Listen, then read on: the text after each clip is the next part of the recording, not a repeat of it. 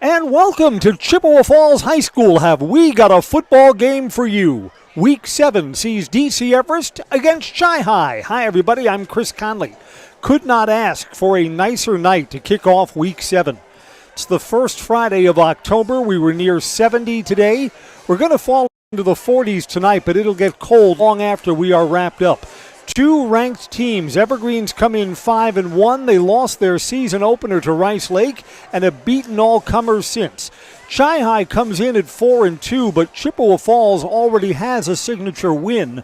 Back in Week 1, they beat Spash, Everest's opponent, next week. Pregame's brought to you by Auto Select, located on Schofield Avenue in Weston, providing dependable vehicle repair, service, and tires for 22 years. With a 3-year nationwide warranty, free roadside assistance at Auto Select, you're good to go.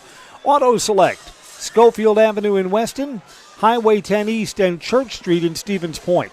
What adds to the intrigue of this game is for the last 4 years, Chi-High has been on the Everest schedule, and these programs have been very competitive against each other.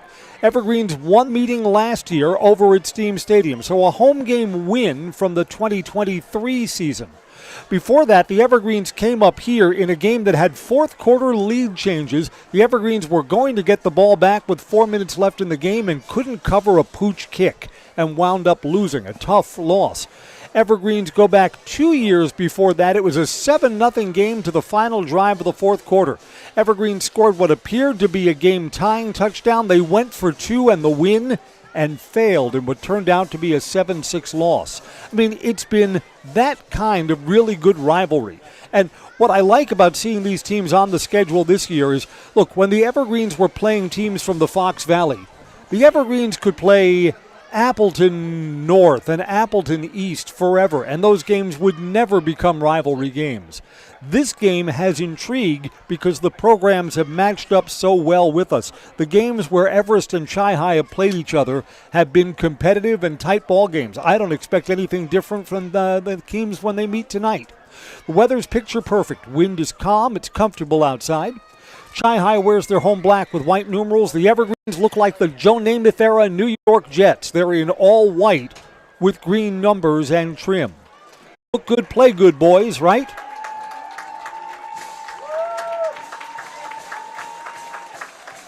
Both of these teams come in off of wins in Week 6.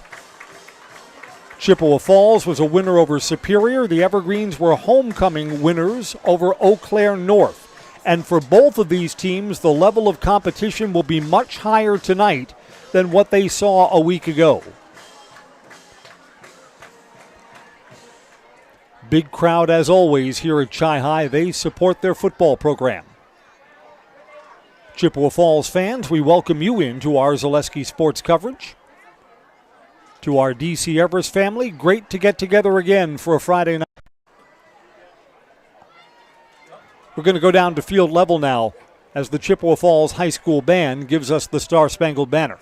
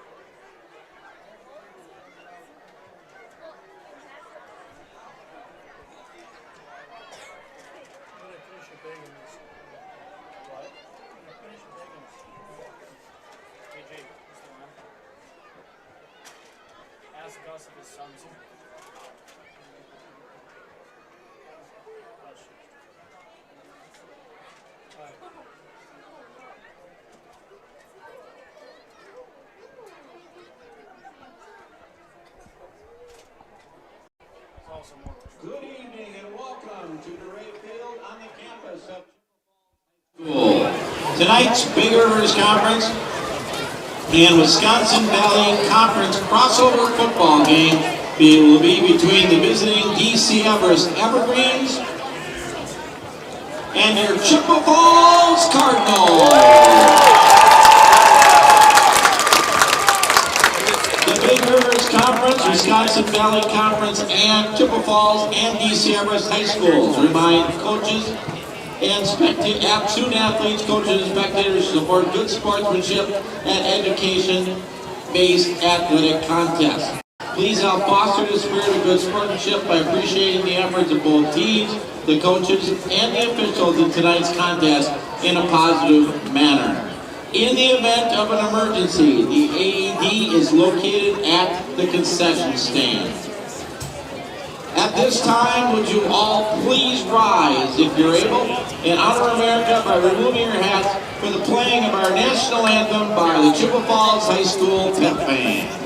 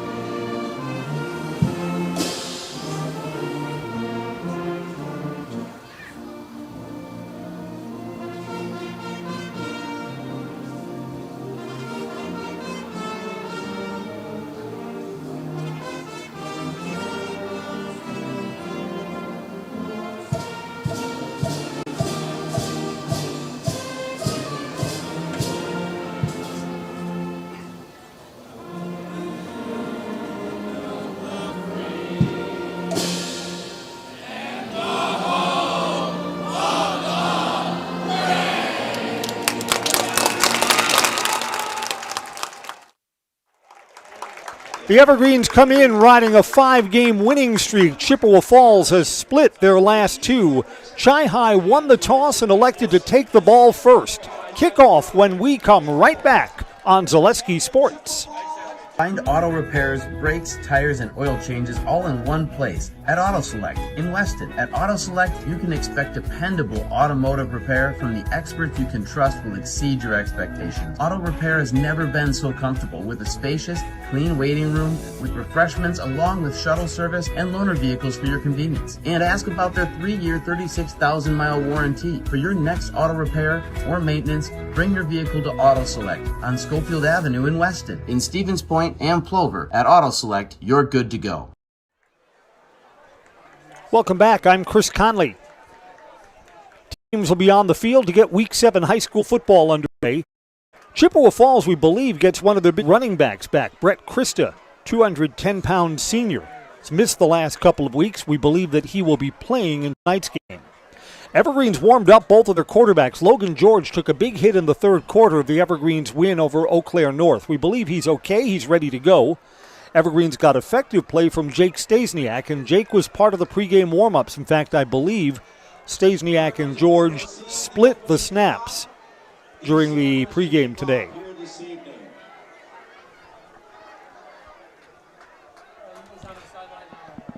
Jackson LeMay and Sam Hebert line up deep to return Stasiak's kickoff.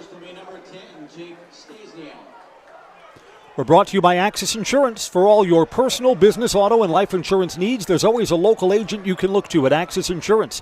You have a friend in your corner to customize the coverage you need. Learn more at AxisInsurance.net. Axis Insurance, their business revolves around you. Balls on the tee. DC Everest and Chi-High. Should be a fun one tonight. Let's see how the action unfolds. Stasiak approaches for the opening kick. Let's light this candle. Tumbling back to near the goal line. It's going to be brought out here by Hebert. Hebert breaks a tackle before the 20-yard line and gets to the boundary just shy of the 25. Chi-High will start there.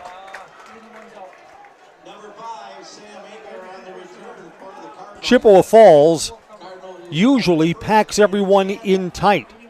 Double wing offense when Chi-High has the ball. So that'll be sort of an unorthodox look for the Everest defense. Let's see if they rise to the occasion. Chi-High starting quarterback, a senior, Noah Potter. Potter starts under center. Man across the formation. Potter looked like that. It's a delayed handoff. And down the sidelines, Chi-High is going to open up the game with a touchdown. Jackson LeMay goes 75 yards. For a moment, it looked like a busted play. The Everest defense did not locate the ball. 20 seconds in, Chi-High plays from in front.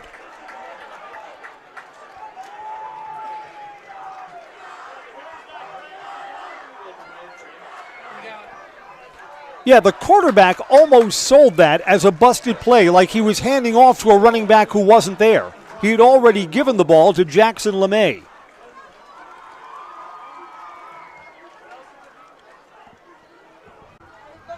And boy, LeMay looked fast, didn't he? Extra point try is good. Chippewa Falls off to a 7-0 start. Evergreens get the ball when we come back on Zaleski Sports. Does pineapple belong on pizza? That is one question your bank will never ask. They'll also never call, email, or text to ask you your username, password, or PIN. That's a total scammer move. Abbey Bank and the American Bankers Association are sharing tips to help you spot scams, fight fraud, and protect your money. Think you can outsmart the scammers? Test your scam IQ at banksneverasksthat.com. Follow us on social media for more great info this month. Abbey Bank is member FDIC.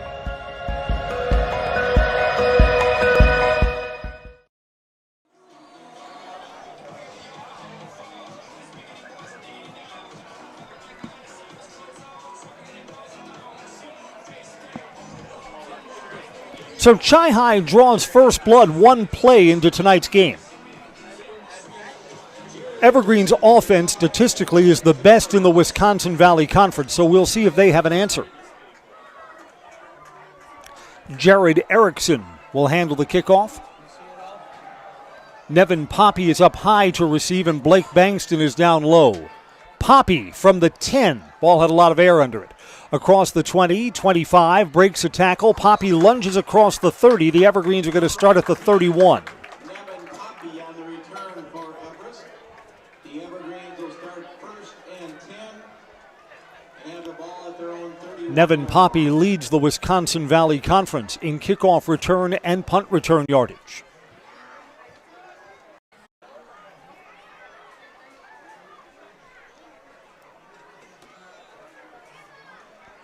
Evergreens taking their time in the huddle before coming out onto the field for their first offensive series.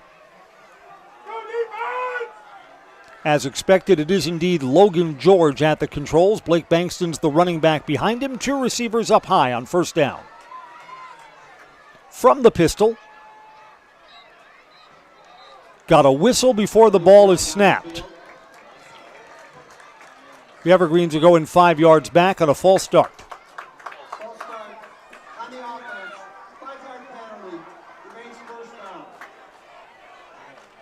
The white hat is mic'd up. I think that makes the game more understandable. More and more schools have that.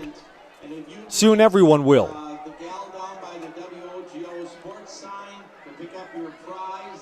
First and 15. Different formation. 3 receivers up high for Everest. Now a man across.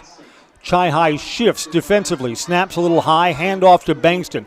Between the tackles, gets back the penalty yardage, and maybe one more. It's going to be 2nd and 9.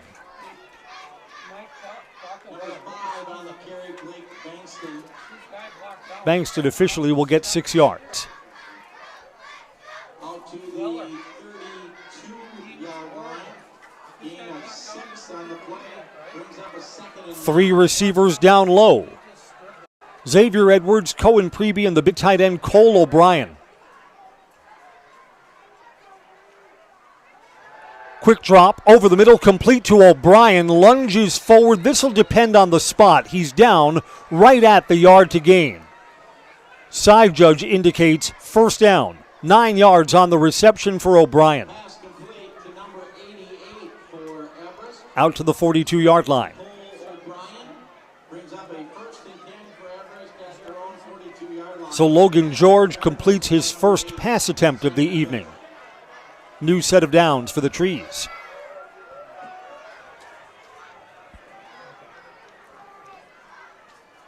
Snap is high.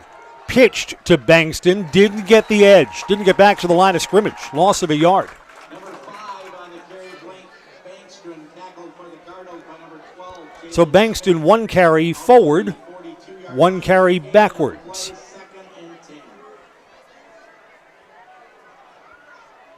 Bankston officially back to the line of scrimmage. No gain. 2nd and 10. Again, a cluster of 3 receivers. Trips down low. Bankston in the backfield. Design rollout. Bankston's a blocker here. Throws over the middle. Xavier Edwards. Xavier was upended across the 45 and down to the 43-yard line. 15-yard completion. Number 1, Xavier Edwards, followed by number 0, Jackson Boland. Good enough for an Everest first down, 1st and 10 for the Evergreens at the Chippewa Falls 43. Evergreens huddle up between plays. They always do. Logan George, the quarterback, went over to the sideline. He'll bring the play in himself. Chi-High 1 play, a 75-yard touchdown run from Jackson LeMay. It's the Evergreens' first time with the ball. Trips up high now from the near hash. O'Brien's across the formation, now lines up as a blocker. Fake to Bankston over the middle. It's complete, and the Evergreens have fumbled the ball. That's going to be a catch and a fumble. That's not an incomplete pass. Chi-High has it down the sidelines.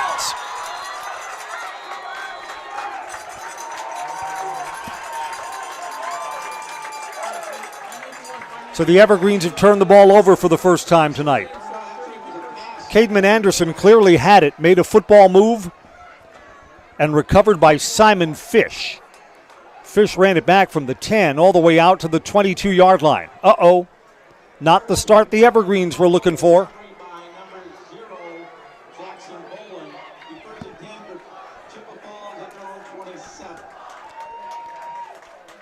So here's Chi-High on offense, after the Evergreens shoot themselves in the foot with an opening drive turnover. Here's a counter play, and stepping out of bounds is Jackson LeMay. Again, the Evergreens swarmed to the guy who didn't have the ball. Jackson Boland sold the fake. Gain of 9 on first down. So far, Chippewa Falls has run 2 plays, and the Evergreens must do a better job in locating the football.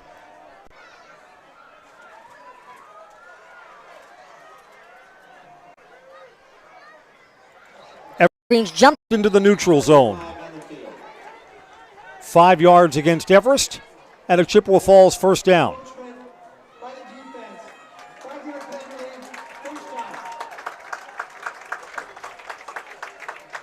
Evergreens 2 penalties that have cost them 10 yards. J&D Tube Benders, founded in 1968. They've stayed in the Felch family ever since.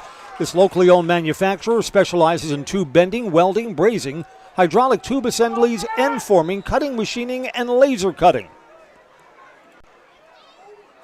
This is straightforward. Between the tackles, it's a gain of 3 or 4 yards for Jackson LeMay.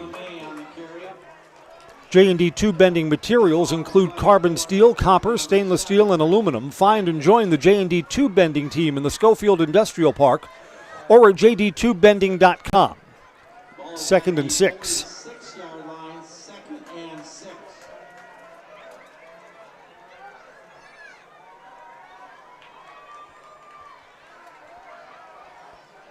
Handoff up the middle, busting into the secondary. Chi-High is going to have another touchdown. That's a 54-yard touchdown run. Drake Deacon. Points off a turnover.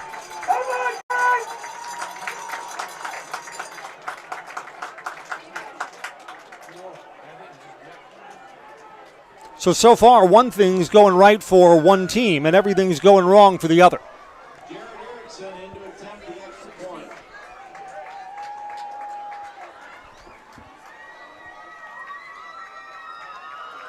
Snap is botched, loose in the backfield, and just covered up. So a failed point after touchdown. 8:49 to play in the first quarter. Evergreens now have a 13-0 deficit to overcome. We'll come right back on Zaleski Sports.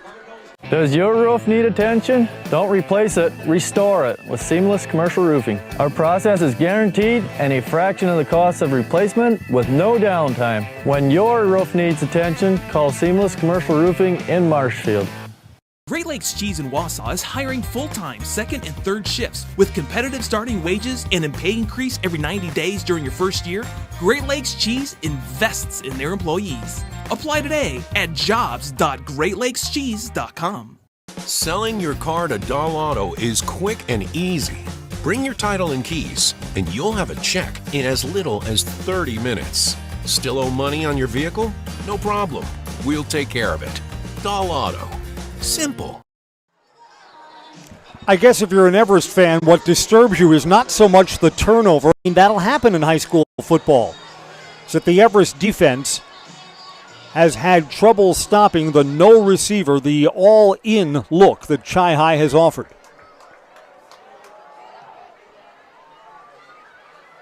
Nevin Poppy from the 10.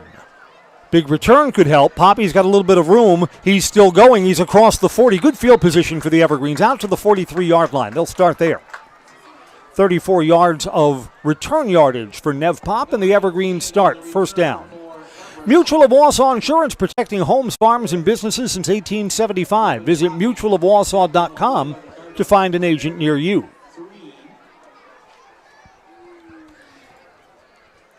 Everest quarterback Logan George opens 3 for 3 through the air. First and 10 for Everest at their own 44-yard line. Driving when a catch and a fumble happened. Two receivers high, one down low. Bankston's in the backfield. Receiver across the formation. Bankston between the tackles, spins forward. Bankston still going. Bankston's out to the 40-yard line. 16 yards on first down. Blake Bankston's best run of the night so far. Number 5, Blake Bankston on the You like that the Evergreens got that between the tackles. Good enough for an Everest first down, first and 10 at the 40 of Chippewa Falls. Well, if you're an Everest fan, the come-from-behind wins are sweeter, aren't they? Let's see how tonight plays out.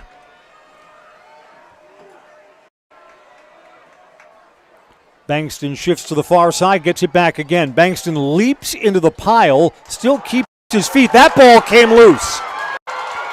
Bankston is hurt, and Chippewa Falls is running this all the way back for a touchdown. Blake Bankston is on the turf after fumbling that football. Boy, just disaster. A fumble run back for a touchdown by Colin Clary, and Blake Bankston is limping off the field. That's a 60-yard fumble recovery for a touchdown.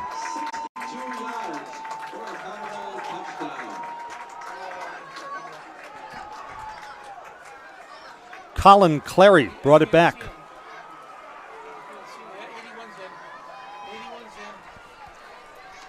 Chi-Hi may be going for 2 here. At least that's what they're discussing after the point after touchdown was blocked.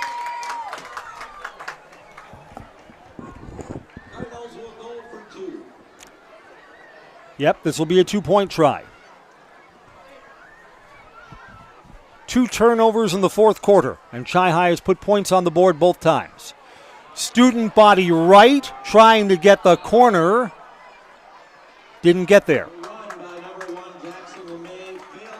Jackson LeMay did not get to the pylon. 19-0.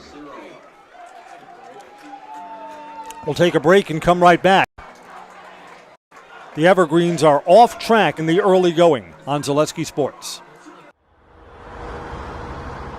A nice controlled turn, and here comes the pontoon. What a boat. I don't know that you can have a better activity today than the pontoon through this event. I said this is a world-class event. That was a world-class trailering of that pontoon right there. Now we've got the green arrow, so now you got a little bit of a... Oh! U-turn! U-turn! Oh my goodness! U-turn? You gotta be kidding me! It's a broadcaster's dream because we're literally in the middle of a crossing pattern.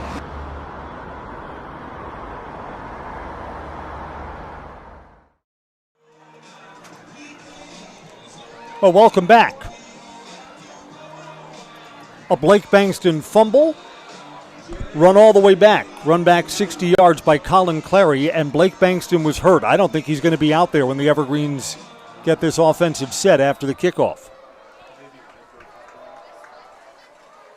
Evergreens are on the far sideline. I'm trying to see if Blake is over at the trainer's table. Here's a squib kick picked up at the 30-yard line. Evergreens will get out to the 40-yard line.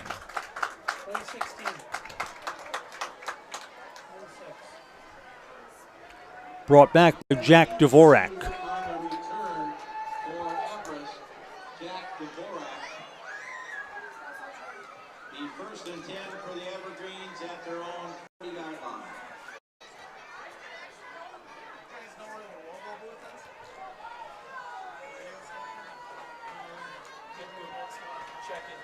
Yep, no Blake Bankston here.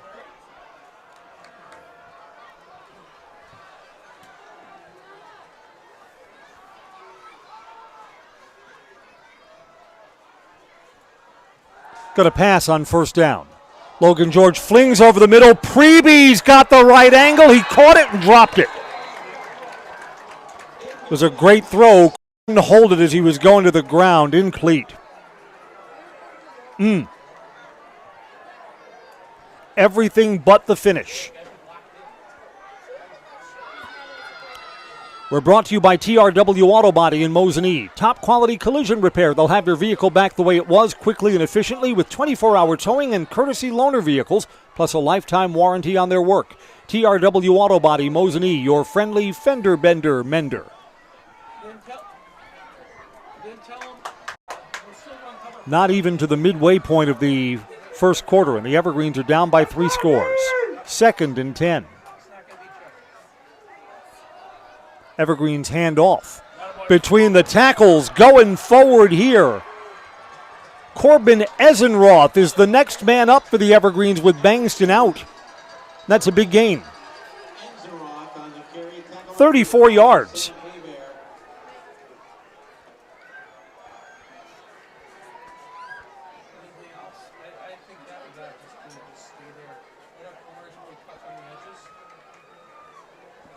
Nice to see Enzenroth carry the Duke and get all that yardage.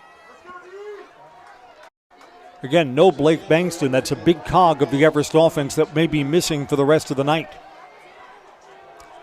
Enzenroth is still in behind Logan George on 1st and 10. Evergreen shifts, so Jumbo to the left side of the line. Fake to Enzenroth, throw to Preby. He's sure-handed this time and lunges forward. He's inside the 20 and down to the 17-yard line. Gain of 4 or 5.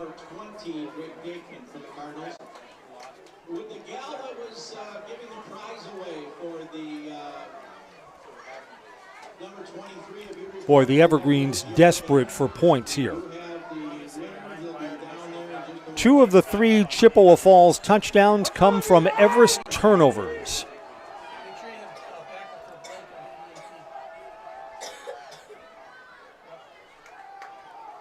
Fake to Enzenroth over the middle. That's caught. Caught in traffic down to the 10-yard line. 1st down, Evergreens.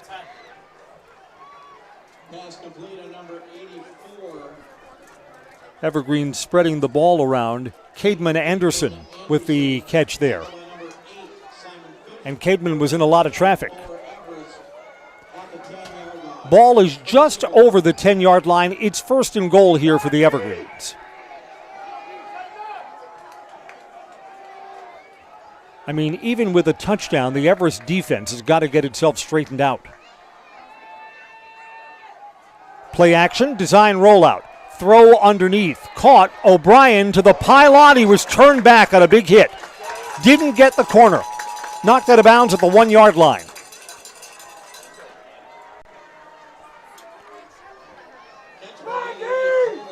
In fact, they're going to mark him out at the 2. Gain of 8. 2nd and goal.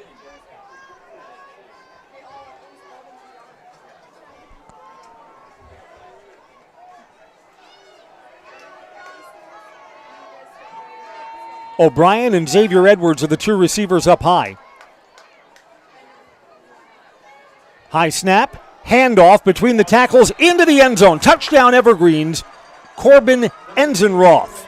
So Everest is heard from. Something positive finally.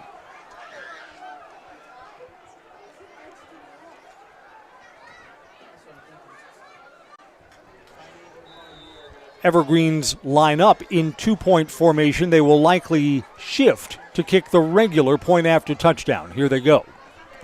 Everest going for 1. Number 10, Stasiak into attempt the extra point. Jake Stasiak out of Logan George's hold. Kick is boomed through the uprights. Our new score is 19-7. Chippewa Falls offense has just been a juggernaut so far. See if the Evergreens can get a defensive stop when we come right back on Zaleski Sports. Hi, I'm Shai from Next Step Prosthetics. 5 years ago, we opened our practice to provide life-changing prosthetics that are both comfortable and functional. I would definitely recommend Shai. Shai is very compassionate, caring. We've grown to serve patients throughout Wisconsin. We want to thank them, their families, and providers who have trusted us on their journey. Go to Next Step, because it's going to change your life. Why wait another day? Call to set up a free, no-obligation evaluation. Let us take the next step together towards a better life. Well, you know what? Neither defense has been particularly good so far in this game. Chippewa Falls has not really been able to stop Everest. The Evergreens have stopped themselves with 2 first-quarter turnovers. I'm Chris Conley. Football Tonight's brought to you by Wiggly Field, Schofield Avenue in Weston, the perfect place for great food, cold drinks for the whole family, or to celebrate with the team after a big win. Sign up for volleyball leagues or stop by for lunch and dinner. Wiggly Field and Dome, that's Wiggly Field in Weston. High but short kick. Here comes Jackson LeMay. LeMay's got a huge hole, and he's high-stepping into the clear. LeMay's being chased after the Evergreens score a touchdown. Shy runs it back for 90 yards and a touchdown. Tell you what, the Evergreens are just having trouble dealing with the speed of Chippewa Falls. Jackson LeMay with a 90-yard kickoff return for touchdown. It's LeMay's second touchdown of the night.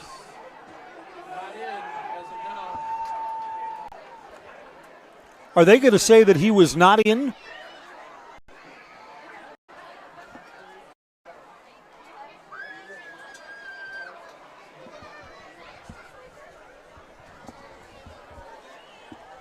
No, that's a touchdown.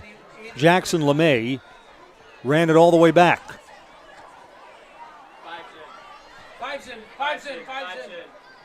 Chippewa Falls looks like they're going for another 2-point conversion.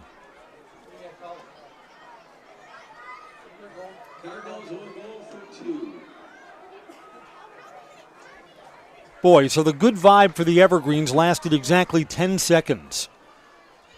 Chi-Hi looking for a 2-point conversion here. Handoff up the middle. It's in.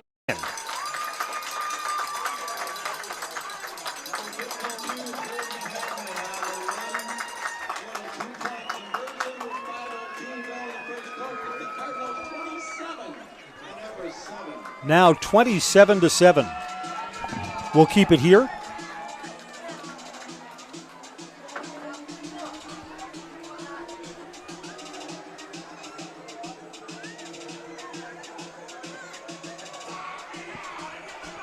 A weird game, and just not the way the Evergreens would like it to be. Down by 3 scores in a long first quarter.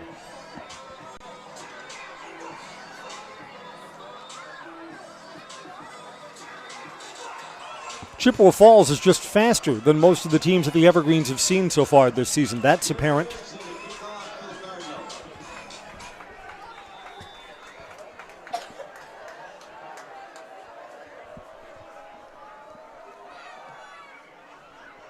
Short kick, bounces.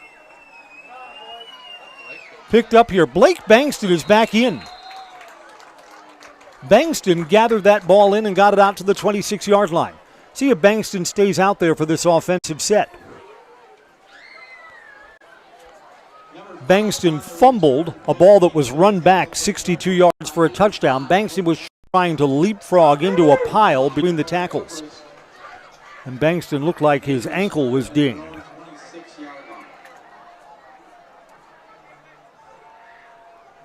And Blake is back out for this offensive set.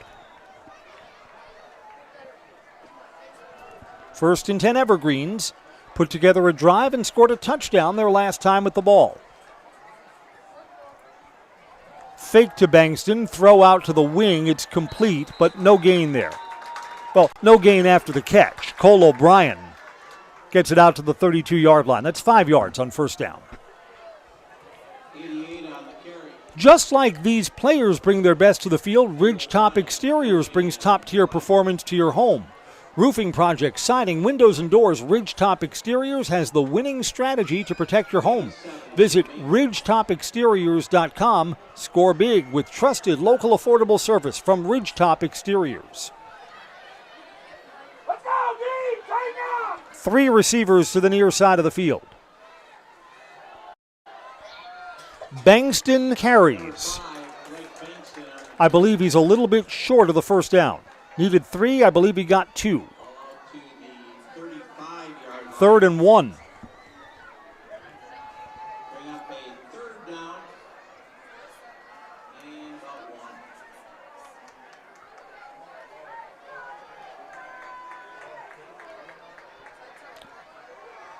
Chippewa Falls has recovered 2 fumbles, scored on the next play after a fumble, and ran one of them back for a touchdown. Bankston here right into the pile, lowers his shoulder, 1st down. They're going to spot him out to the 40-yard line. Gain of 3 and the chains move.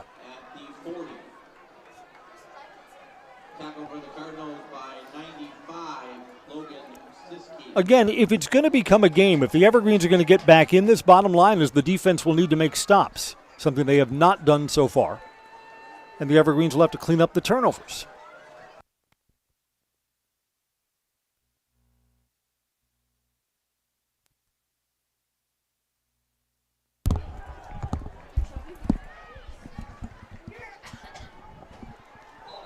Evergreens jumped off sides. Be the 3rd time the trees have been penalized. 5 yards back.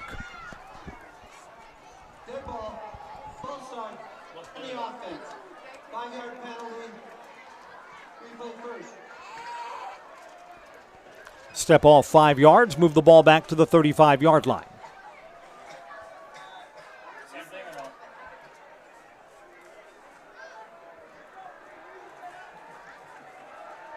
It's one of the wide receivers down low that jumped into the neutral zone. Xavier Edwards in the slot here. And the Evergreen shift. Play action to Xavier Edwards, who has a step, had to come back for that ball, makes the catch. If Xavier is led a little bit further downfield, he's gone for a touchdown. Instead, he's down to the 34-yard line.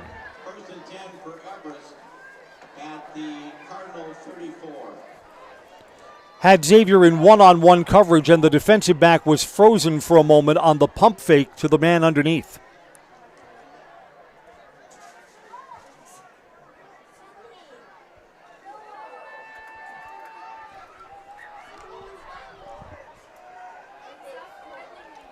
Xavier Edwards will be the receiver split out wide. Cole O'Brien and Cohen Preby, the 2 other receivers. Trips up high. O'Brien across the formation now. Bankston gets it into his belly, cuts back. Bankston's got 1st down yardage. And he's into the red zone again. Across the 20 and down to the 15. Bankston picks up 16 yards and moves the chains.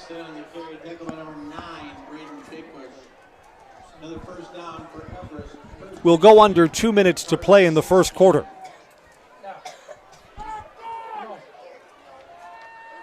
Have you seen a high school football game with 34 points between them in the 1st quarter? We may not be done yet.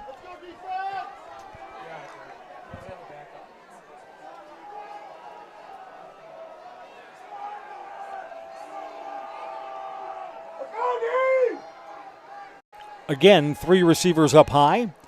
O'Brien to the right side of the line. Design rollout. Some pressure underneath. It's intercepted. A third turnover here in the first quarter for the Evergreens. Still in play, and down the sidelines goes Jackson Boland.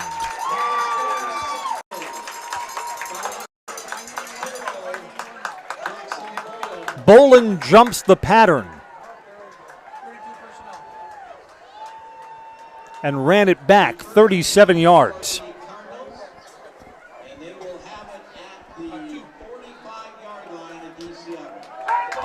I guess what's really frustrating for the Evergreens is that Chi-High's defense has struggled to get stops too.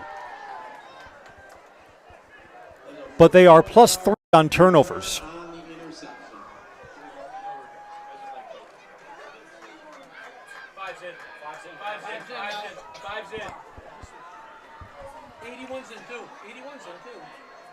Here comes Chippewa Falls up to the line of scrimmage, 1st and 10 from their own 45.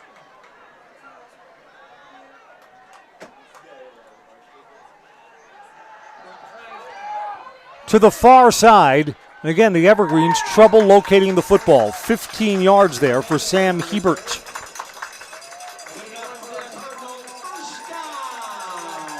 To the 31-yard line. The team that looked like Chippewa Falls was Rice Lake back in week 1, and the Evergreens had trouble locating the football on defense against them too. And that, so far, is the Evergreens' only loss of the season.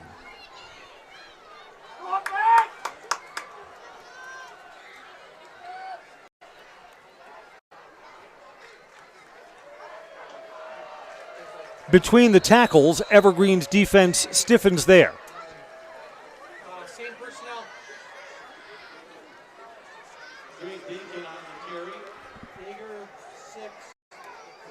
Drake Dakin for a yard.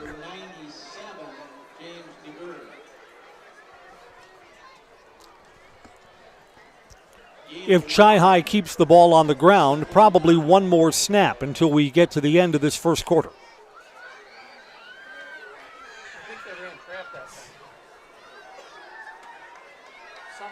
Everyone's in close again. Pitch. Evergreens with a big stop in the hole. Davion Borders with a big hit. And the Chi-High running back, Sam Hebert, is slow to get up. We've got an injury stoppage. Got 4 yards. 3rd and 5 is coming up in what looks like 4-down territory, but let's tend to the injury first.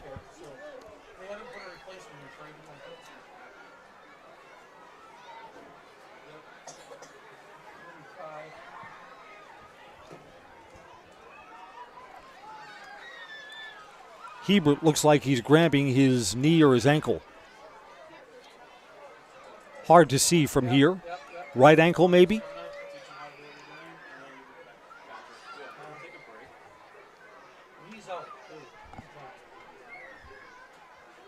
Hebert is getting up to his feet. They're getting water. Hey, they're getting water. And I see now that that is not Hebert. Evan Whitaker, a sophomore, is getting helped off the field.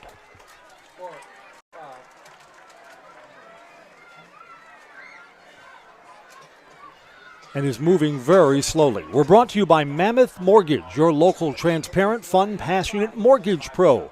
Providing opportunities for low rates, hassle-free mortgages for buying or refinancing a home throughout Wisconsin. For all your mortgage needs, look to Mammoth Mortgage.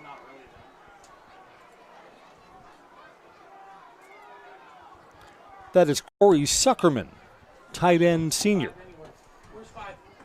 So not Hebert, not Whitaker, Corey Suckerman.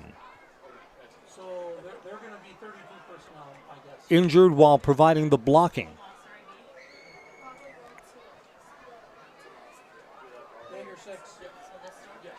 We're going to wind the clock, and that's going to bring us to all zeros in the first quarter. Chippewa Falls 27. DC Everest 7.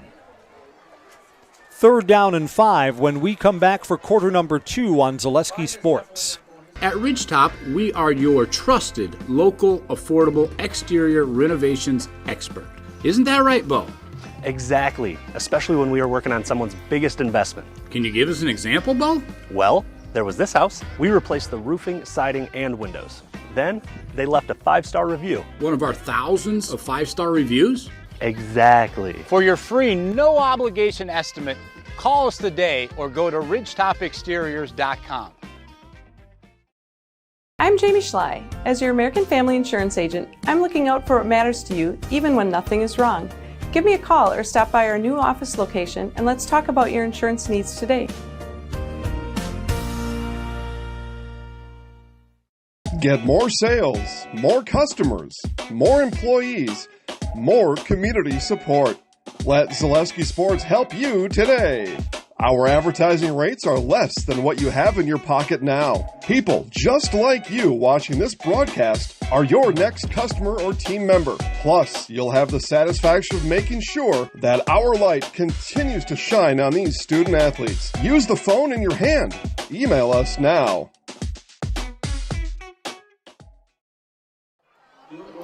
Third down for Chi-High as we get ready to start the second quarter. We believe there was a second injury on the last play.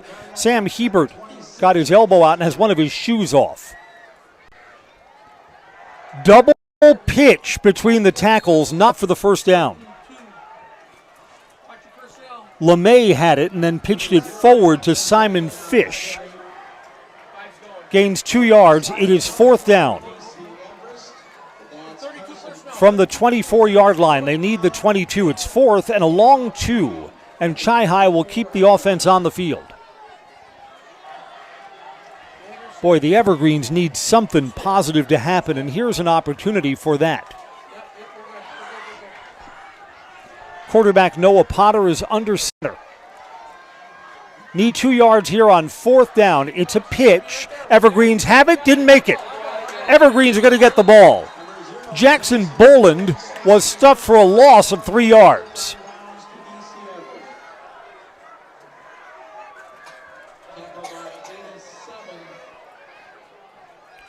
So that was an Everest turnover that did not hurt them.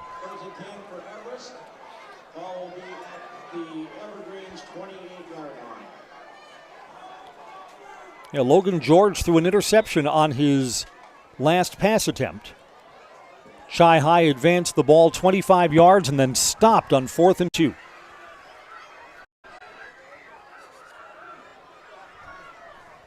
Everest trailing by 20 with the pigskin.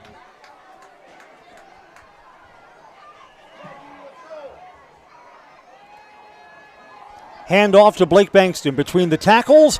Blake lunges forward and has 9 yards. Maybe 10 depending on where they spot it. First down.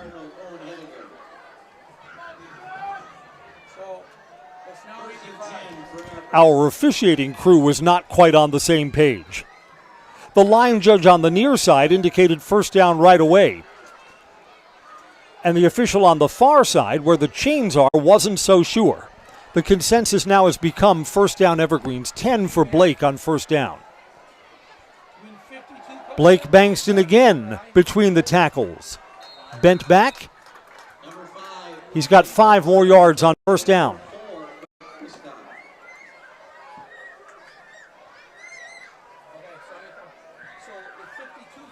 Blake Bankston comes out here. Corbin Enzenroth, who spelled Blake Bankston after the ankle injury in the first quarter. Bankston missed one sequence before returning to the game. Enzenroth's in the backfield along with Logan George on this second down play. And Enzenroth gets it and drops it. Oh. And the Evergreens had the right play too. Pressure was coming from one side. Enzenroth was going to have a lot of real estate there if he could hold on to it. Thought about turning upfield before he secured the ball. Third down. Evergreens have been a good third down team this season.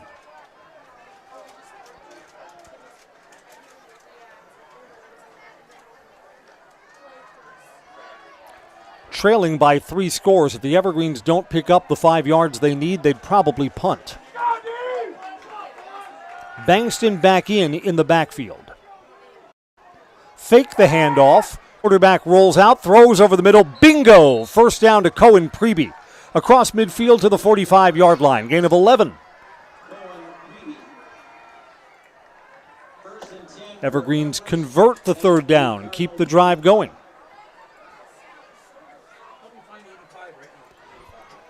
Yeah, it's the 3 Everest turnovers that kind of defines their night offensively.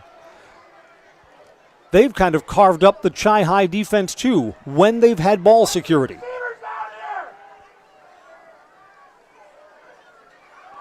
Got a pass. Pressure coming. George steps up, throws downfield. Lot of contact there, incomplete.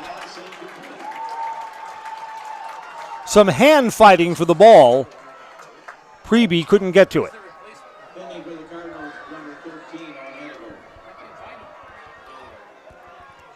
Owen Hediger, a junior, was the defensive back in one-on-one coverage.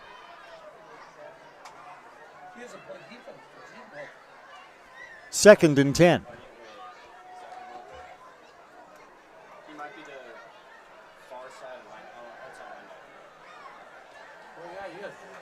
Three receivers, trips to the near side.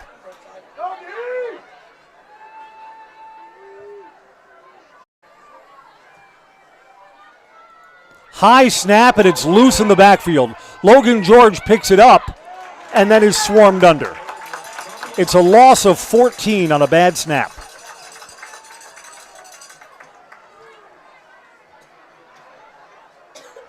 Back to the 42-yard line. Back into Everest territory.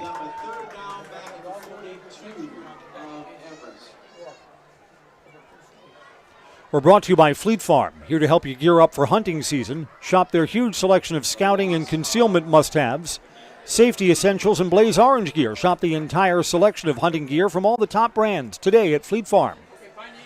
Third down now and forever. A handoff, and the ball is fumbled again.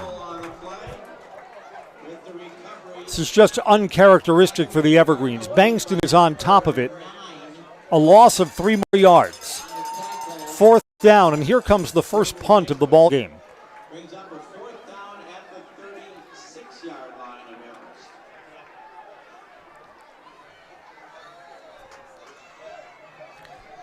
Simon Fish is back to return this punt.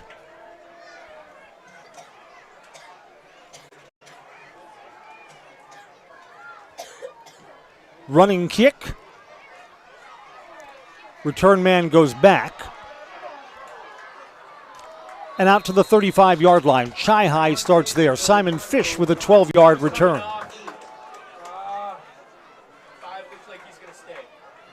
Evergreen's got a stop on fourth down the last time their defense was on the field. But then the offense again. Fumble on a bad snap and a fumble on the handoff that came after that.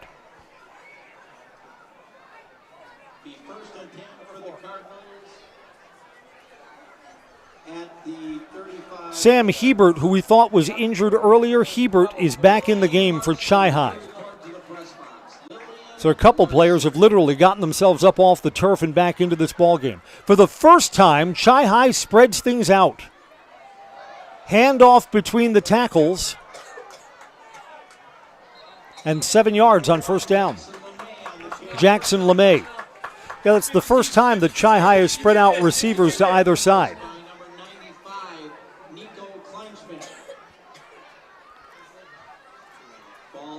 That goes for a gain of 8.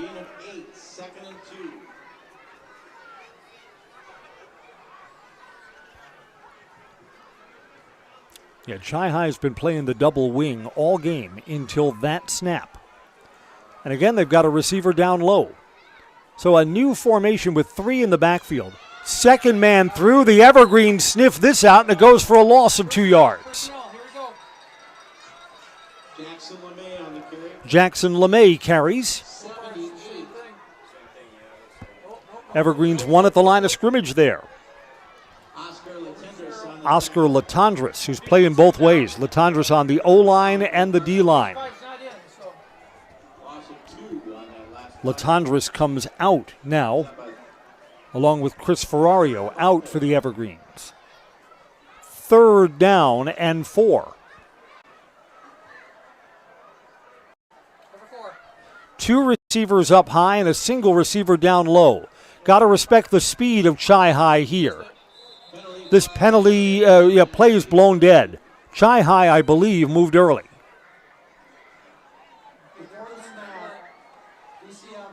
Nope, the Evergreens called a timeout before the ball was snapped. Evergreens didn't like the player personnel they had on, so they'll spend their first timeout. We'll step aside for a timeout, too. Chippewa Falls has been opportunistic. They've taken advantage of DC Everest turnovers and lead 27-7. 3rd down when we come back on Zaleski Sports. Hey, you're tuned in to Better Halves. Skip, I love my hometown, and I want a health plan that feels the same way. So what are your favorite local date spots? Oh, yeah, I know like all the date spots in Eau Claire. Jane, I'm Steve from security. I've lived here in Wisconsin my whole life, and that means I understand your health coverage needs better. By the way, Doug, it's Eau Claire. I have a dozen Eclairs in my dressing room. I'm Chris Conley. Welcome back to Chippewa Falls. Home team's taken advantage of 3 turnovers. Scored points on 2 of them. Here's 3rd and 4. The Everest defense has played a little better since going from the first quarter to the second quarter. Quarterback Noah Potter is from the pistol here. Man across the formation. Going to throw out to the flat. It's caught. It'll depend on whether they give him forward progress to the yard to gain. The side judge has his foot down short.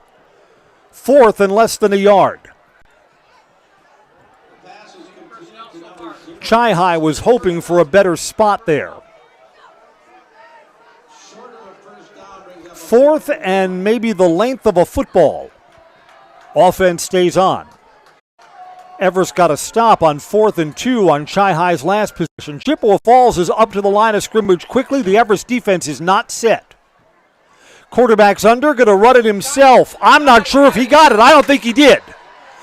The near side judge is marking him short. The Evergreens have come up with back-to-back 4th down stops.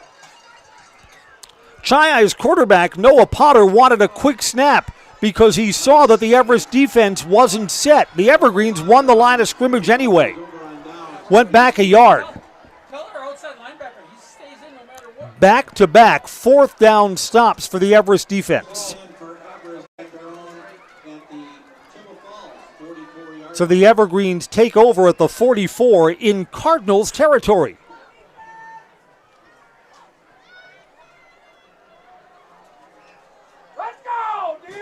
I mean, what do the Evergreens have to do between now and halftime? Get this game to some manageable deficit.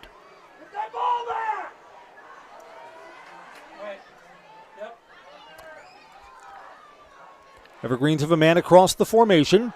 Going to pass on 1st down. Logan George airs it out. Got a step for Xavier Edwards down to the goal line. They're going to spot him down at the 1. A 43-yard throw on 1st down from the 44-yard line.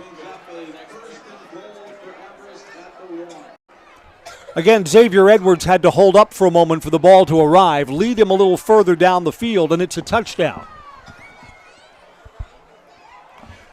We're at the midway point of the second quarter.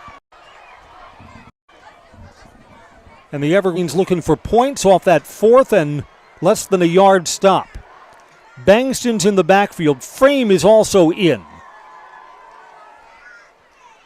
Handoff, Bangston follows his blocking. Touchdown, Blake Bangston from 1 yard out. Evergreens in the end zone. Chi-Hi thought they had that ball stripped.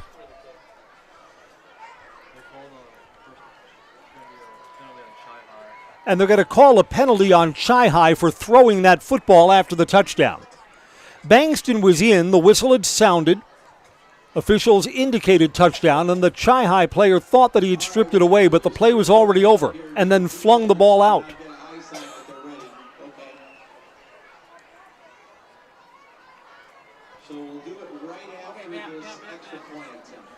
Okay, so Evergreens look like they're keeping the offense out. This is going to be a 2-point try. Unsportsmanlike conduct will be assessed on the kickoff. All right, Everest for the conversion try. Evergreens so far have not shifted into kick formation. They're going for 2 here.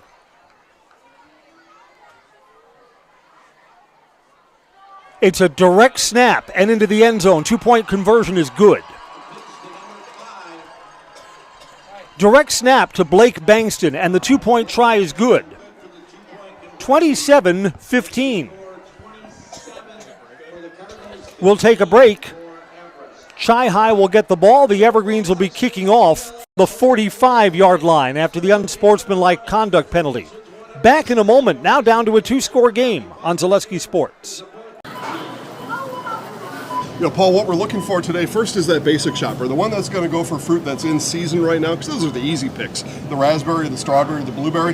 But the experts, the one who are going to get the job done today and shine bright on a day like today, those are the ones shopping for the mangoes. And when you think about vegetables at the grocery store, really there's a lot at stake, because at this point your next stop is the meat market. You don't want to be chicken when you go ahead and pick out your vegetables. You got to make sure you got the right pairing. When you double clutch on your list, that's when things quickly spiral out of control.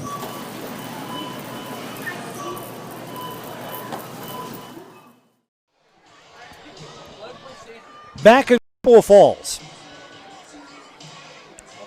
Well, you know what? The Evergreens have not played well. 3 turnovers, that's uncharacteristic for DC Everest this season. But this game, tell me, does this game get interesting if the Everest defense comes up with another stop? I think so. We're sponsored by Next Step Prosthetics, providing prosthetics and orthotics throughout central Wisconsin. Take your next step. Contact Next Step Prosthetics today.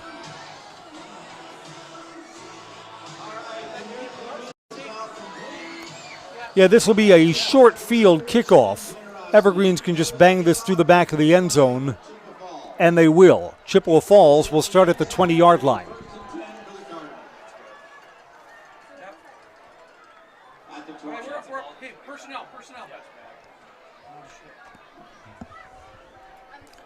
Chippewa Falls takes the ball with a 12-point lead.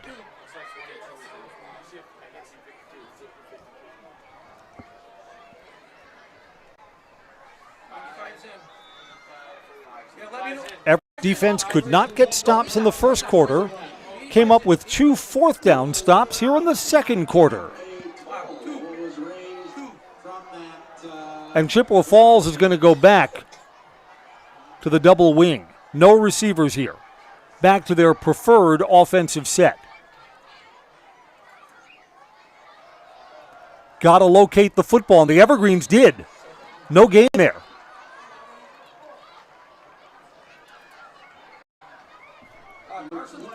That's Drake Dakin. 1 yard, 2nd and 9.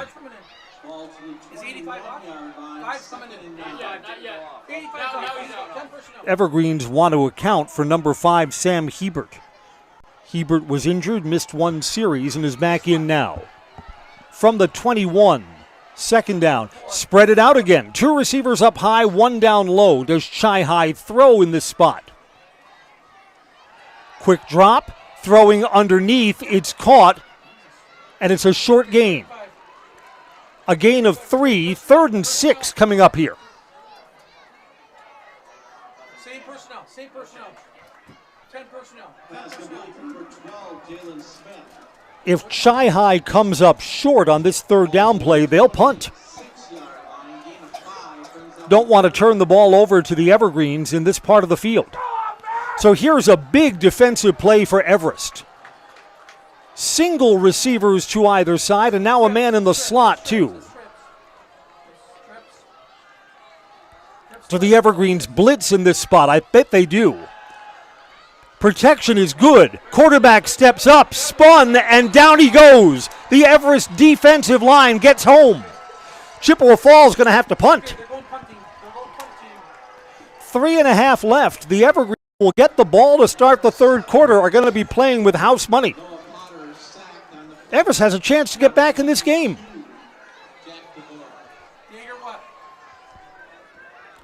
Nevin Poppy, outstanding return man, is waiting to receive Chi-Hi's first punt of the night. Almost blocked. Short kick, get away from it. Takes an Everest bounce and will be down at the 48-yard line. The Evergreens will start with a short field.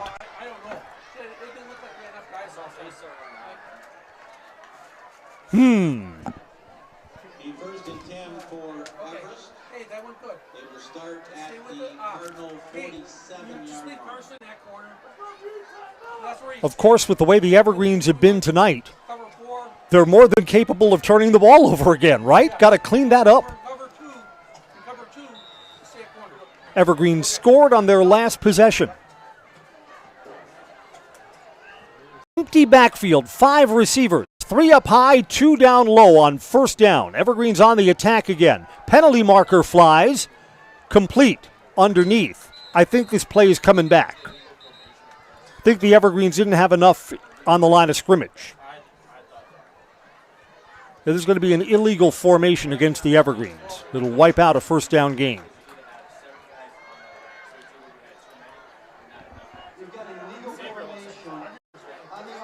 Yes, we saw that correctly up here. The ball will move back to the other side of the 50-yard line. First and 15. We're sponsored by Foundation Finance. Start a job making the money you need with flexible scheduling, a close-knit, fun-loving group, full-time benefits that start from day one. Learn more at foundationfinance.com.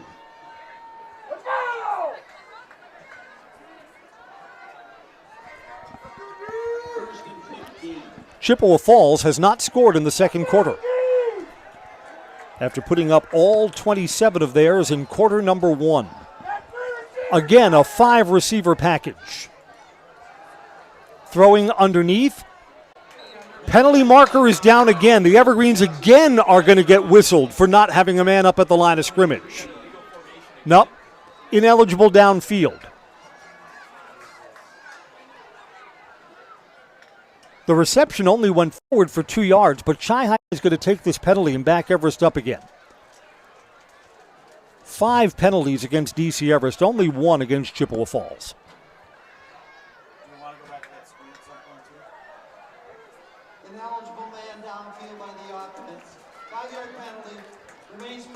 So we're going to play this as first and 20 as the Evergreens are moving in the wrong direction.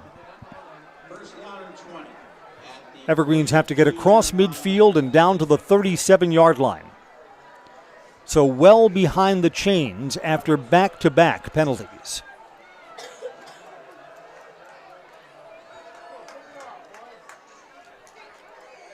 Fake the handoff to Bankston. Design rollout. Protection's good. Throwing on the run, too tall for Xavier Edwards.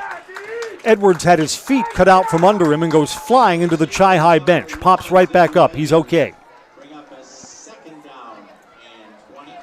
Second and 20.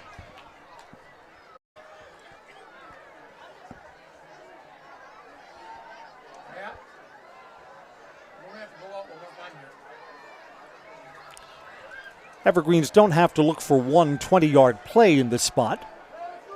Something that makes it third and manageable will do.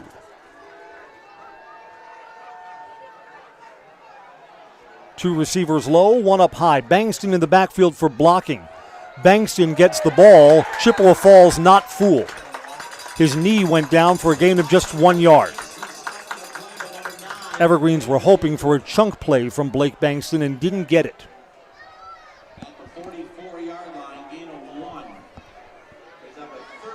So Chi has the potential to get a stop and get the ball back with time to work with and 3 timeouts too. The Evergreens over the course of the season have picked up some third and longs, but this is third and super long, 3rd and 18. Now some pressure coming, and Logan George is sacked. Chi-Hi got home. Colton Petska. Chi-Hi takes a timeout. They don't want more of this clock to burn off.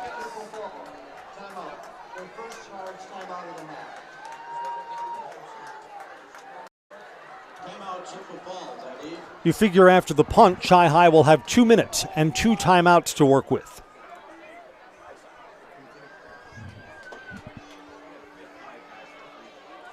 Evergreens absolutely, positively cannot give up more points in the final 2 minutes of this half. Coming up at halftime tonight, we have a youth cheer team performance.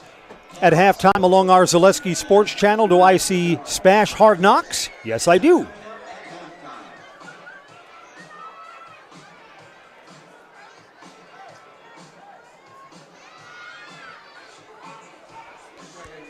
Logan George, the Everest quarterback, will be in punt formation.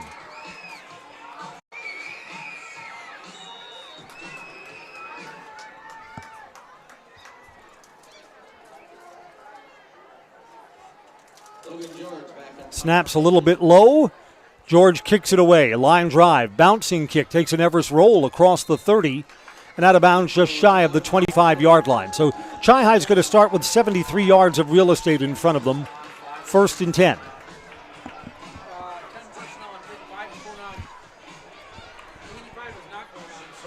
Everest defense has come up with stops on their last 3 possessions. I would say that ball went out at the 30-yard line.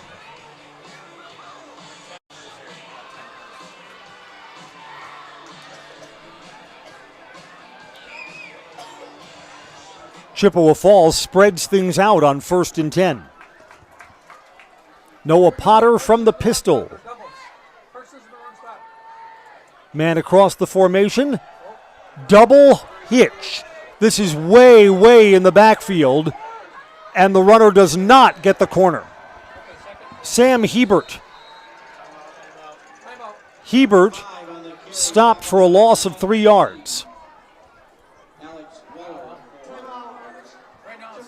Chippewa Falls burns their 2nd timeout.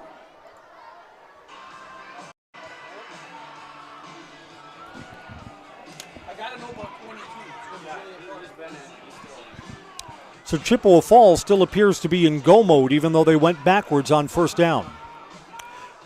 We're brought to you by Camping World. Find a great selection of RVs at Camping World in Rothschild.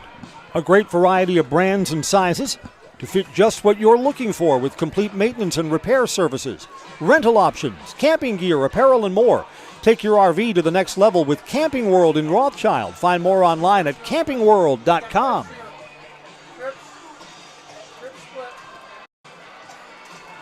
This is a 4-receiver package for Chi-High. 3 to the near wide side of the field, single receiver up top.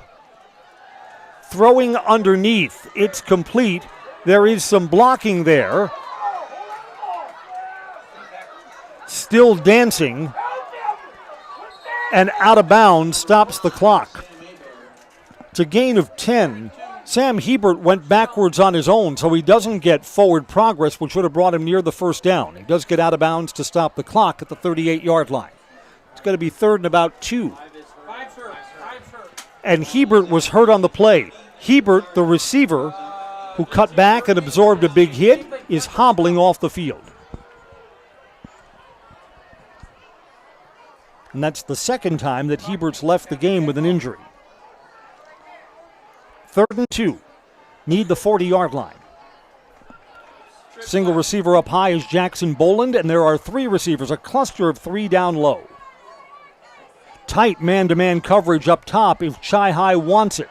Got to throw on 3rd down. They're going to try that one-on-one coverage, and it's caught or dropped. No, they're going to say that that is a incomplete catch right in front of the Everest bench. All of the Everest players there were saying he didn't hold it to the ground, and the side judge agrees. Incomplete. 4th down, and Chi-High is going to punt. The Evergreens are going to get the ball back with 1:28 left.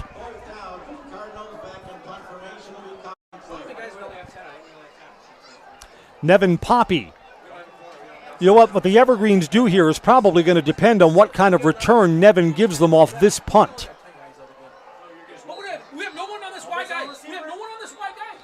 Got a whistle here. The Evergreens had a wideout who was uncovered. Chippewa Falls had number 11, Ian Denning, all alone, and no one was on him, and the Evergreens had to use a timeout. Eagle-eyed Coach Luke Coonan saw that. We'll step aside. Chi-Hi's in punt formation when we come back on Zaleski Sports.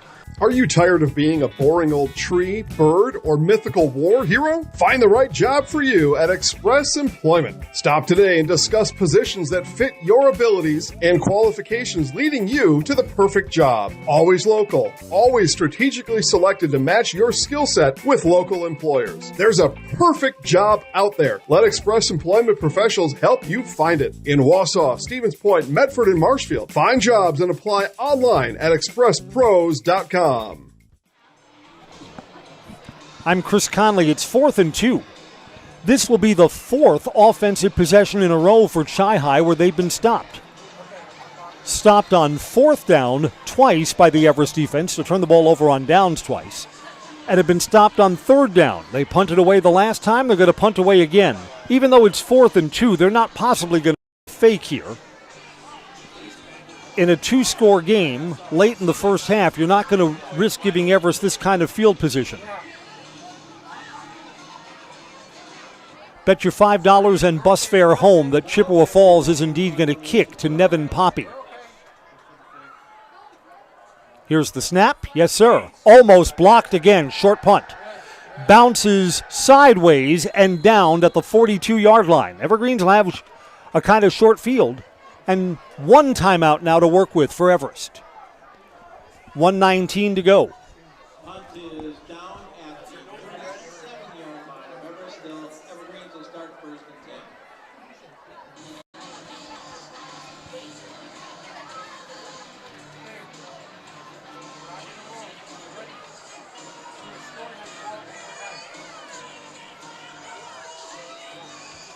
Here's Logan George.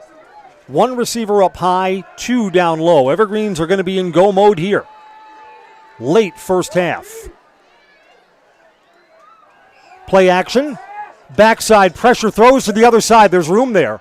Evergreens are going to get out of bounds and stop the clock with a gain of 9. Blake Bankston out of the backfield with a reception. Clock stops. Aces wild. 1:11 to play in the first half.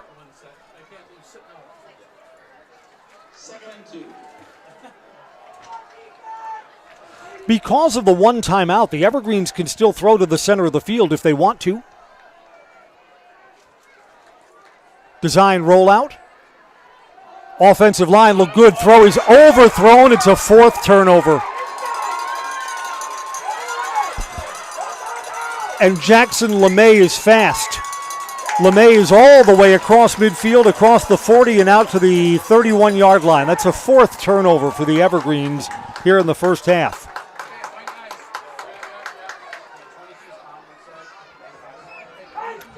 Not a good throw by Logan George.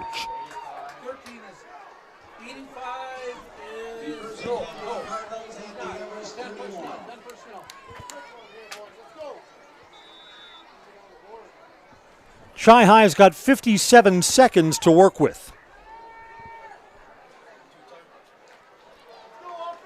They have 13 points off Everest turnovers.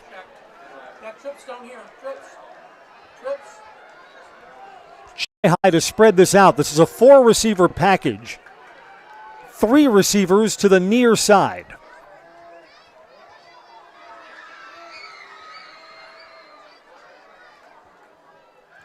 Quick drop. Evergreen send pressure to one-on-one coverage. I think that's trapped. Incomplete. Yes. Waved off incomplete into one-on-one coverage. That's the matchup that Chi-Hi wants. Jackson Boland tried to scoop it up off the turf here. Clock stops after the incompletion. 52 seconds to go.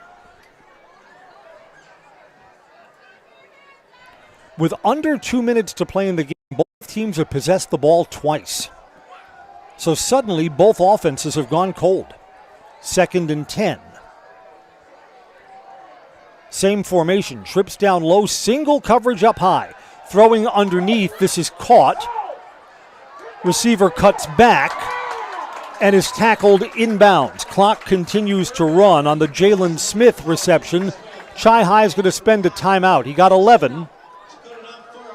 Nope, Chi-Hi is not going to spend the timeout. Clock stops just momentarily while the chains are moved. From the 21, 1st and 10. Chi-Hi moved up front. Yep, false start.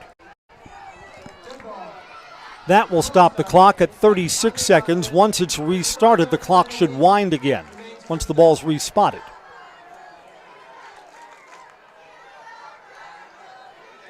Yeah, Chi-Hi was trying to hustle up to the line.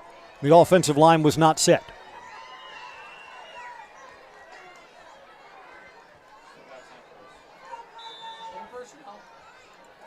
Clock winds, and Chippewa Falls is huddling up.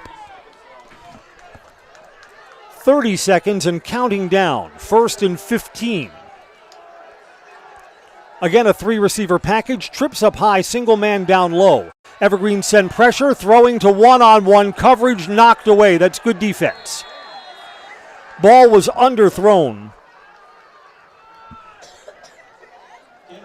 Tyler Mojeski back there.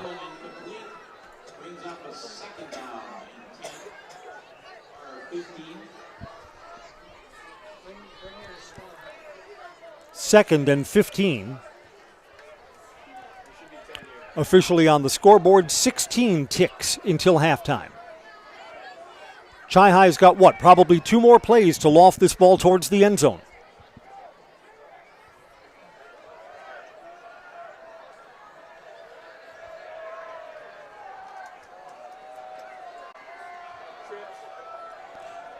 Up high, caught. Caught inside the 10-yard line. It's in the middle of the field, though, and it's a first down. It'll be 1st and goal. Chi-Hi is hustling up, 11 seconds. Clock's going to wind as soon as the ball is spotted. They're going to spike the ball here, and they will. 8 seconds left.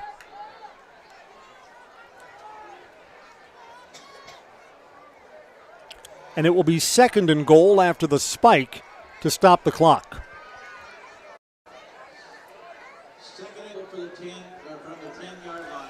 Chi-Hi is trying to punch in a 3rd touchdown off Everest turnovers. Maybe 2 plays if Chippewa one-on-one coverage on him. The quarterback just signaled to him. That's where the ball's going. Quick drop, throw to Boland, knocked away. He's got it. Touchdown. Chi-Hi makes the Evergreens pay for the turnover. Jackson Boland has just scored. Chi-Hi's back up by 3 scores.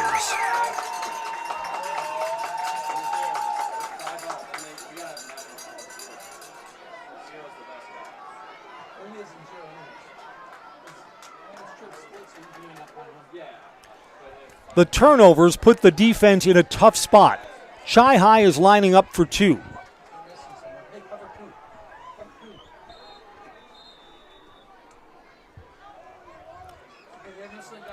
Evergreens were 3 seconds away from getting to halftime. Chi-Hi is going to call their 3rd and final timeout of the half to try and set up this 2-point try. They lead 33-15.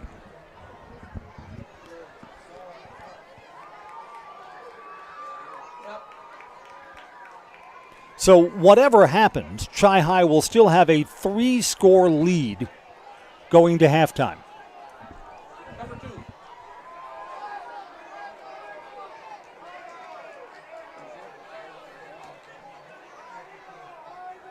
And just when the Everest defense looked like they were playing better, they couldn't overcome the short field after the interception.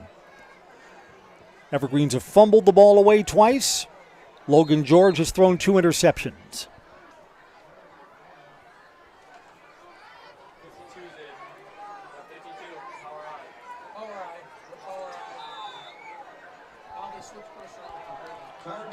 Two-point try here. This is new personnel. Running back keeps it and faked going into the pile and gets the edge. Jackson LeMay, 2-point run.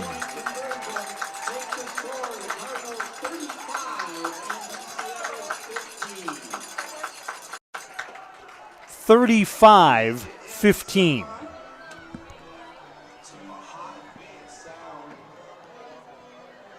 We'll have a kickoff, and then we'll get to halftime.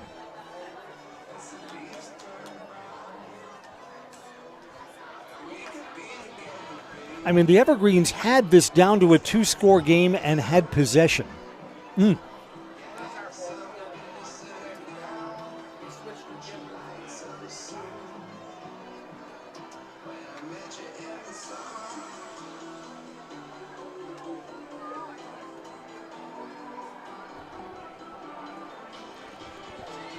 Chippewa Falls High School Marching Band will entertain the large crowd that's here tonight. Spash Hard Knocks at halftime on Zaleski Sports.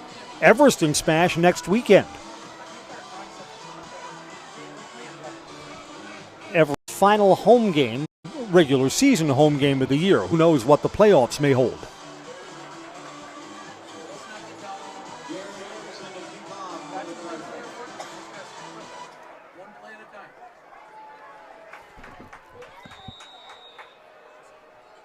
Yeah, before that last touchdown, Chi-Hi's lead, would you agree that it seemed a little shaky? Squib kick, this ball is loose, Evergreens will tumble on top of it. Mason Hine covers, and that brings us to halftime. Chi-Hi is +4 on the turnovers. 35-15. One of the Chi-Hi players is slow getting up. And they're showing us that we're going to have 1 second left on the clock. So the Evergreens will get a heave before the half comes to an end.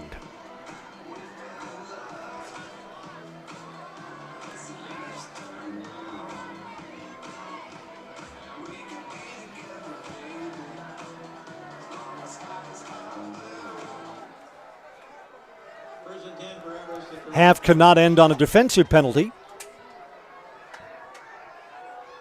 2 receivers to either side.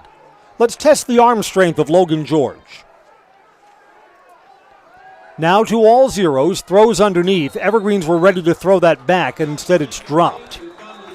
Cole O'Brien was ready to lateral that back and forgot about the catching the football part. 35-15 at halftime. Everest gets the ball to start the third quarter, but Chi-Hi takes a 3-score lead to the locker room. Spash Hard Knocks next on Zaleski Sports. Ready, begin!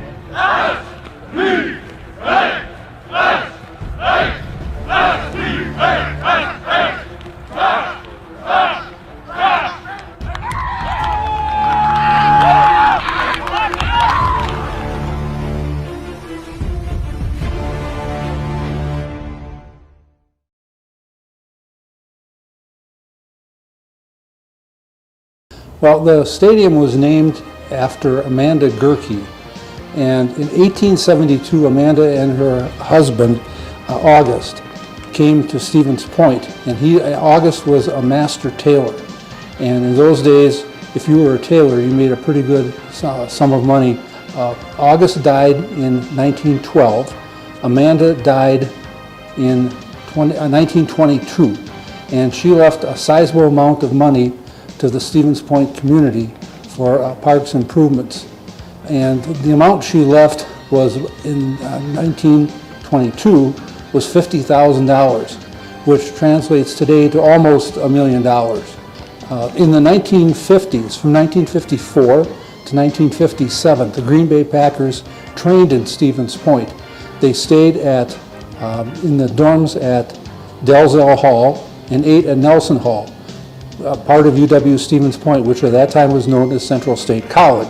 In 1957, Topps football cards came and took the pictures of the Packers in their uniforms here at Gerke Field for their trading cards for the 1958 series. There are a number of Packer cards. You can see the background of the old stone bleachers. One of the cards in particular, Bart Starr, if you look at his card, you can see the stone background that's right now behind the press box. The Packers in the 1990s scrimmaged a couple times here. They had one scrimmage against the New Orleans Saints in 1991, and in 1995, Jacksonville's first year in the NFL, the Jaguars trained at UW-Stevens Point, and they had some practices here as well. One of the reasons why Jacksonville wanted to move out for its first year was they thought, well, it's going to be too hot for us in Jacksonville. Well, the year they were here in Stevens Point was one of the hottest on record in Stevens Point. There were even alerts for farmers to keep their cattle indoors during the daytime because of the heat. And there are pictures of Jacksonville players sitting in giant garbage tubs full of water because the university did not have the steel tubs for them to sit in. They just went to one of the convenience stores and bought some giant garbage cans for them to sit in, which is really kind of humorous, seeing 300-pound football players in tubs of water like that.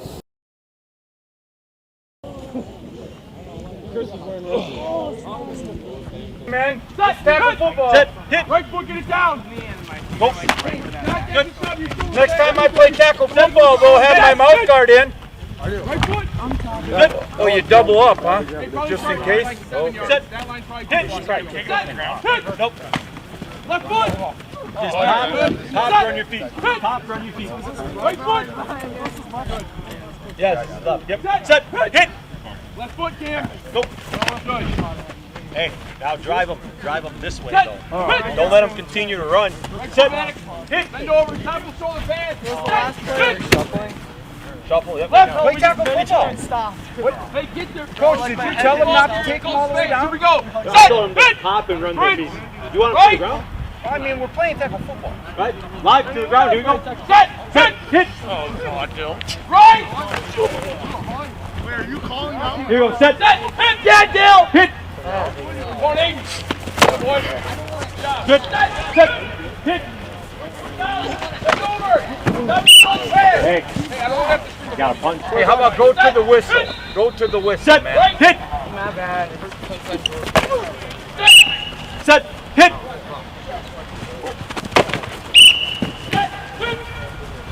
Set. Yeah, do it. Hit. Yeah. You a little. I mean, kind of gross. I mean, Tab it nasty. Did you be run back? Just a tad. No, not yet. I think Vinny had to, right? Hit. You need to go. Come on, Isaac. Right shoulder. That a boy. Good hit. Hey, can somebody else please just go over there so we don't have to wait? Here we go. Set. Hit. Right shoulder. Set. The coach hits hard too. The coach will hit me. Yeah, you go here. The coach. No, Vinny hits me. Everybody else. Woo! High. Good. What the hell? You felt that? I'm gonna go. Yeah, you felt that. Set. Hit. Why? Hit. Set. Hit. Right shoulder, counter, right foot down. That a boy. Way to chop your feet. Set. Hit. Boy, Dale, left shoulder. That a boy. Good hit. Nice hit. Set. Hit. Set. Right shoulder, right foot.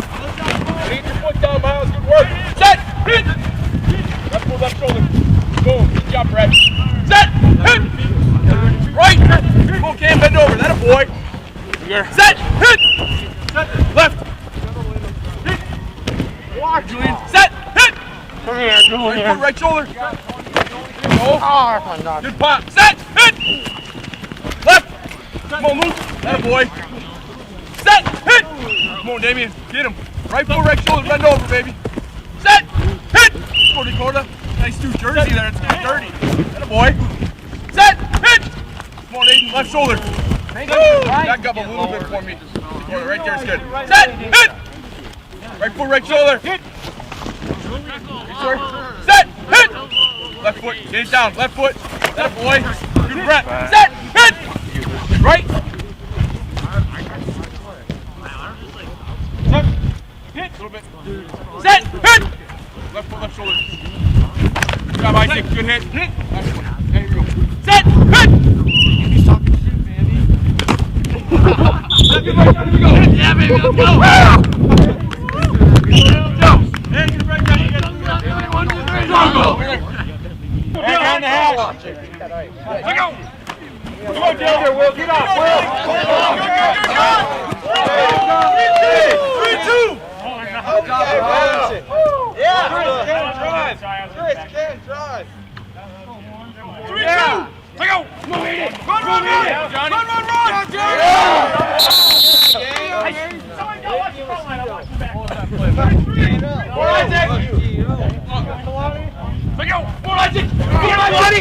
Kalani, go!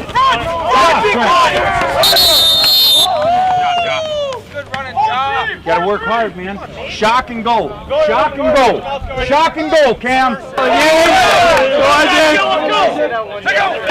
yeah, Trent. Come on, dude. Steve. Come on,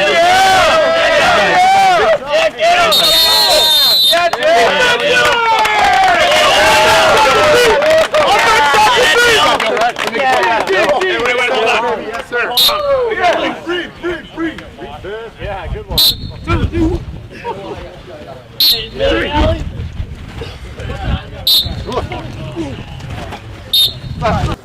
I mean, homecoming, yeah, it's just fun. The atmosphere, we got that huge student section helping us out. Oh yeah, whole game. It comes down to the Friday night game. Yeah, everyone's waiting for it. It's fun. We got to put on a show, beat West, take care of business, move on to the next week. Hear them. Yes, for the play. A lot. It helps a lot when we're on defense. That helps out a lot. It's the opposing team's offense doesn't know what's going on half the time. I mean, I'd say it's really fun. There's a lot of good energy. A ton of people come, like alumni that wouldn't usually come to other games. So it's nice to have so many people to come out and support. And the overall energy of Gerke when we have the homecoming game is just phenomenal because it's such a nice stadium and the fans are great. Everybody gets hype. It's awesome. Our fans' energy, it almost like, I don't want to say it transfers into us, but like we feel it too, and it gets us more energized, more hyped to play the game. So we're flying around all over the place, trying to get big plays done, and our fans almost give us power to do better in the game. Yeah, I think playing in front of a huge home crowd always is great, and especially for homecoming. I mean, we'll be ready to go.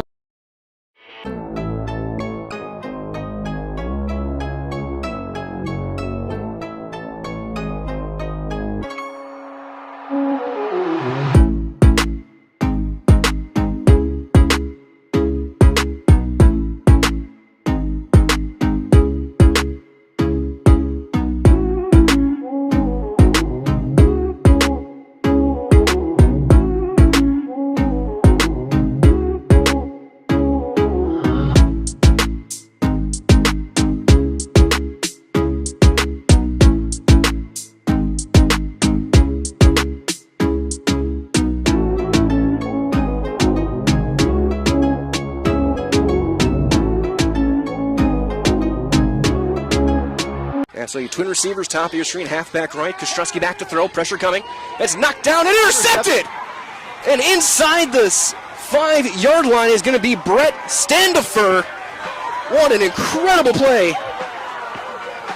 He's actually been banged up a bit the past couple of weeks. Chandler just kicks himself. He's going to walk in. Touchdown, Panthers.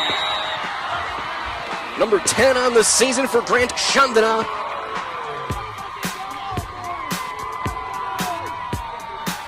He's just going to get it away. High end-over-end kick, far sideline.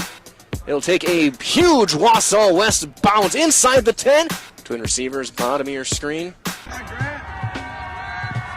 Passed out to Casey Sayer. Gets a block, cuts upfield. 45.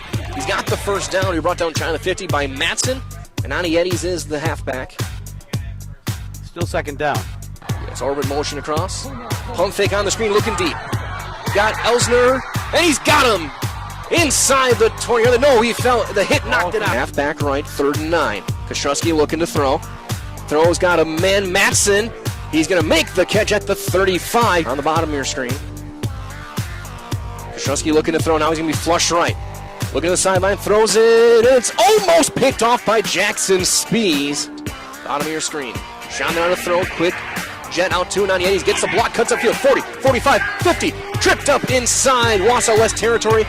And saving a touchdown looked to be Jacob Sassman. His first half. Chandler Harkout almost got a flinch. Twin receivers, top of your screen. Single receiver, bottom of your screens. Charlie Belson, the leading receiver for Spash. 2 men down for Wausau West. They'll send 4. Chandler's got time. Throws it up the seam, looking for his man, and knocked away, incomplete. Counter left, Waldvogel spins past the 35. Ball is out. But as he ruled down, the beanbag was thrown. It's a gain of 5. But who's got the ball? Smash pointing their way. And it is Smash football. Sean Denon's going to keep it himself. Goes right up the gut. Inside the 20, brought down shy of the 15-yard line. Quick pass out for Johnny Matthews on the screen. Cuts upfield, 10, 5. He's going to be in there. Touchdown, Smash. From 11 yards, Sean Denon finds Johnny Matthews. And just like that, it is 13-0 Smash. Just keep taking down 2s. Okay, we're doing a great job. All right, Charlie, great blocks out there. Okay, and then you know, all the receivers, right? We ran a really nice swing pass there to Johnny. You know, Johnny catches it, secures it, goes scoring. Right? Didn't have to take guy miss. We got blocking so well. Sean Denon's going to pump fake and keep it himself, and he's not going to go anywhere. He's going to be brought down inside the 5. So minute 43 gone by, and Smash will have to kick it away. Wing and tight end right. Play action, quick bubble screen to Matson. Gets a block, cuts upfield 30, 33, and down there backed about a yard shy of the original line to gain. They're going to give him 5, so it'll be 4th down and 10. Sean Denon, quick jet pass out. Got Anani Eddies, breaks the first man. Now jumps back outside. Breaks the second tackle. Cuts inside the 20 to the 15. And brought down inside the 15-yard line. Mark him at the 14. It's a gain of 11. Quick pass, back shoulder. Belson breaks the tackle inside the 10. Down for 5. Down for the goal line. Touchdown. Charlie Belson. Krzyzewski looking to throw. Rolling left, pressure coming. He's going to get by Van Elsen, but then he's going to hit. And the ball is out. Bergener forced it, and it is recovered there. Halfback left, Krzyzewski in the shotgun, looking to throw. Pressure coming. He's going to step up. He's going to get hit, and that's going to be a safety. Isaac Bergener and Miles Johnson in on the hit. A loss of 6 and a safety for the Smash Panthers. On 1st and 10. For Sean Denon, quick jet pass out to Matthews, got blocks in, 10 side, 5, spinning his way into the end zone, touchdown Panthers. Second time tonight, Johnny Matthews has taken that swing pass to the house. Screen, Krzyzewski to keep it himself, he's going to walk into the end zone, take a hit, and Roth's not going to bring him down, touchdown Wausau West. Good receivers top of the screen. Play action, looking to throw, throws it, wide open, Jones, touchdown. Sean just calls it himself, goes left, walks in, touchdown. And Smash gets the win, their 10th consecutive conference win. And the clock will run down. One more time, your final score tonight, Smash 37, Wausau West 16. What play? His interception. Oh, Brett, yeah, okay, I think so, the opening play. Yeah, that was unbelievable. Brett is a great athlete. And you know, he does a lot for us. And that's why we want to honor him. It's hard on the D-line sometimes to get stats, but Brett does so much. And Coach Holly does a great job coaching him up. You know, Brett's $160 maybe, $170 in there, and I'm still probably pushing that, but he fights like heck on the D-line. And yeah, to him to make a great play like that, he's actually been close a few times in practice. I think week 1, too, he was close on one, so it's nice to have him have that. And yeah, it was just a spectacular play. Really provided a spark for us. And what does that kind of play mean for this team?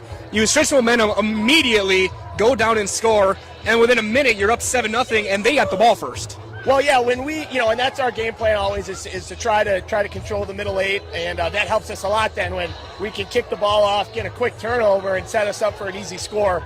That's definitely what we want to do. That's part of the game plan. I mean, that's the ideal game plan, but that's what we're trying to do every week. Key play, three plays in, you get the pick. What were you seeing coming off the edge?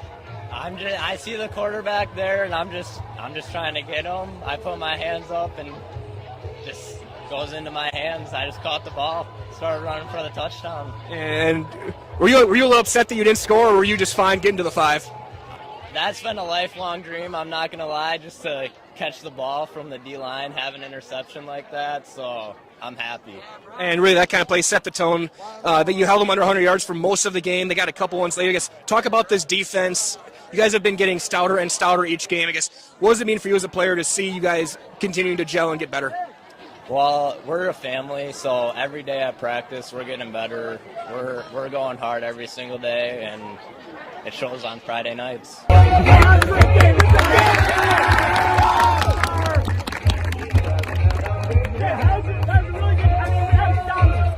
Dominance, all right? There's a couple of bugs that hit us a lot, got us again there in the second half. Still dominant, okay? Still doing a lot of really great things, all right? The only issue with us is, Don and we are a fiery group, okay? And we love that stuff. We love that stuff. You're tuned in to Better Halves. Mike, what are you looking for? Skip, I'm not getting older. I'm getting better. I still got big plans for my life and my Medicare. I know exactly what you want from Medicare. Same as all the other guys. Me! Hey, Mike, I'm Sheila from Security, and I'm just like you. In fact, I'm from your neighborhood, and I've got a Medicare plan that treats you like you. Did it just get better in here?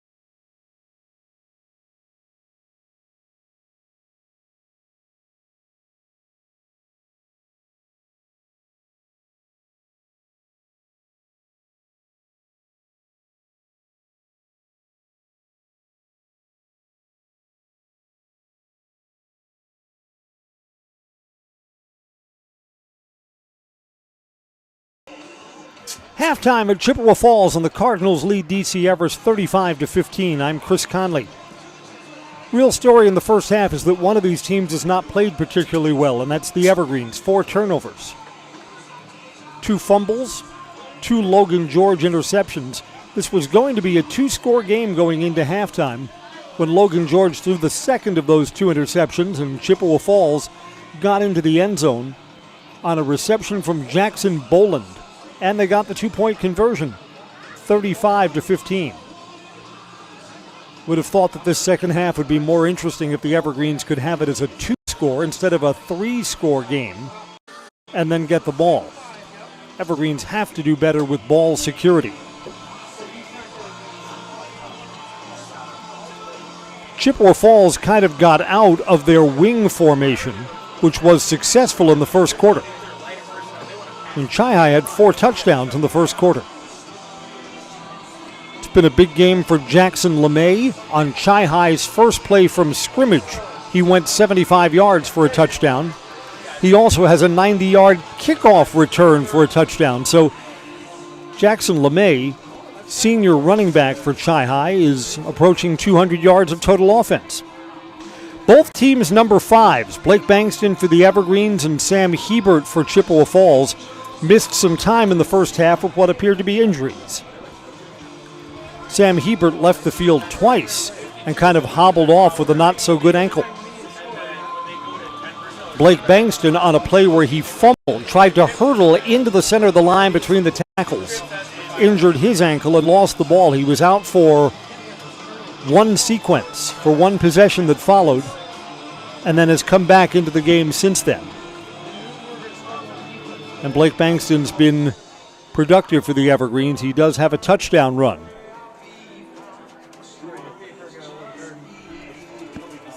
So the Evergreens will get the ball as we get the third quarter underway. This first half, there was so much scoring and so many turnovers. The Evergreens have been penalized 5 times too. The first half took a long time to play.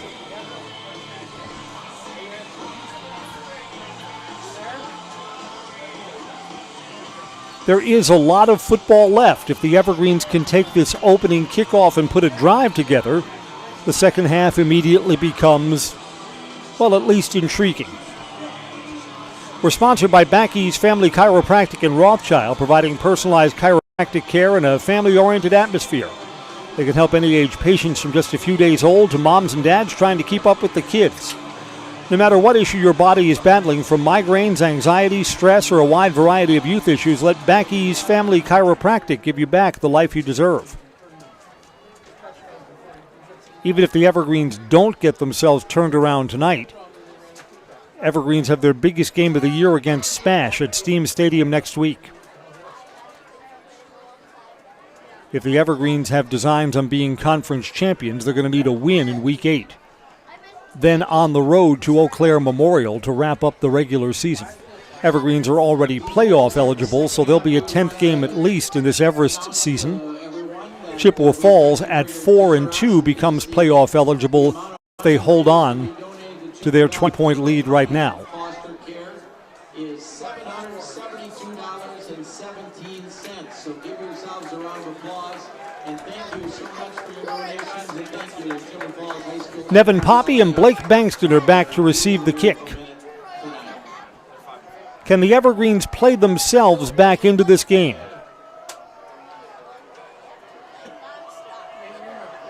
Chi-High is trying to stretch out their season to win 2 of their last 3 if they can hold sway in the third and fourth quarter.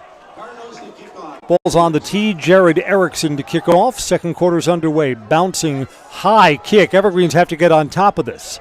Nevin Poppy's got it anyway. They're trying to kick away from Poppy. And Poppy is run out of bounds across the 35 to the 37-yard line. Evergreens will start there. Poppy on the return.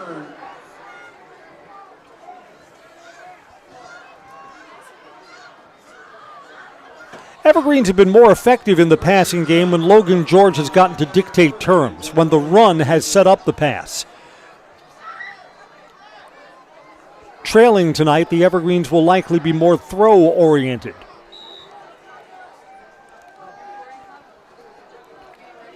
First and 10, first sequence of the third quarter. 3 to the far side of the field. Cole O'Brien in motion. Now becomes a blocker. Handoff to Bankston. Lowers his head. Has 3 or 4 yards on first down. Blake Bankston on the carry. Tackle for the Cardinals by number 4, Greg Kristoff. Out to the 42-yard line, second and Step give Bankston 4 on first down.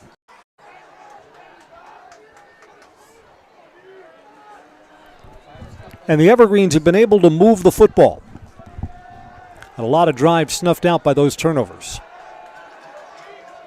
3 receivers up high on second down and 6. O'Brien again in motion. Bankston again. 3 more yards. Here comes third and 3.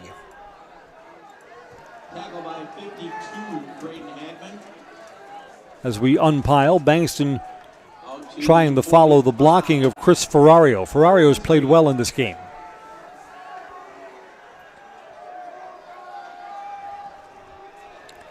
I mean, down by 20. Would the Evergreens go on fourth down if it's fourth and short? I think they might.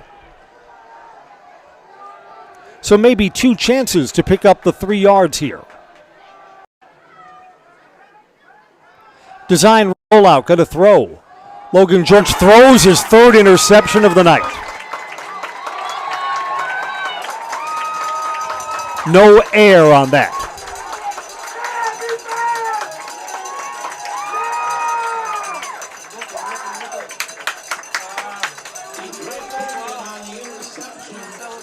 This has just been uncharacteristic of the way the Evergreens have played this season.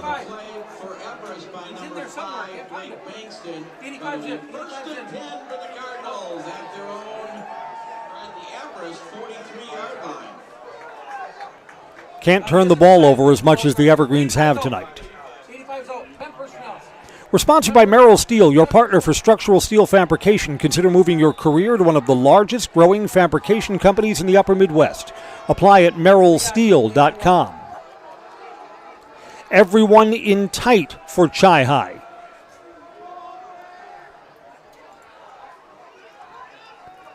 Handoff. This is strung out for a gain of just a yard. Drake Dockin carries. 2nd and 9. Spotting him for no gain. Sam Hebert back in the ballgame. Hebert's going to need the ice bath tonight. I hope at his house that the freezer's got the ice cube maker on. After a turnover, they spread it out. 2 receivers to either side. Got a man in the slot down low who's now in motion. Handoff, second man through, no gain. Evergreens meet it right at the line of scrimmage.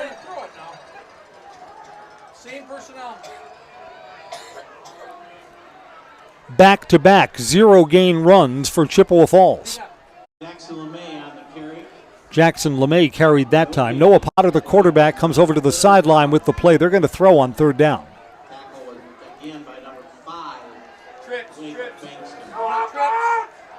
Three receivers low, one-on-one coverage up high. Nevin Poppy is on that one receiver. Throwing underneath, it's caught. Spun back, short of the first down, but by just a yard or 2. Chippewa Falls moves the ball down to the 35-yard line. They are 0 for 2 on 4th down tonight, but I think the offense stays on here. This is the luxury of having the big lead.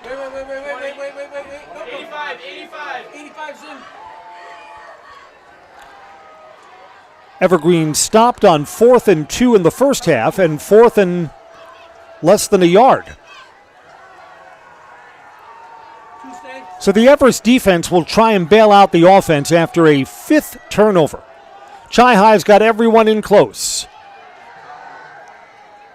Handoff, 1st down. Jackson LeMay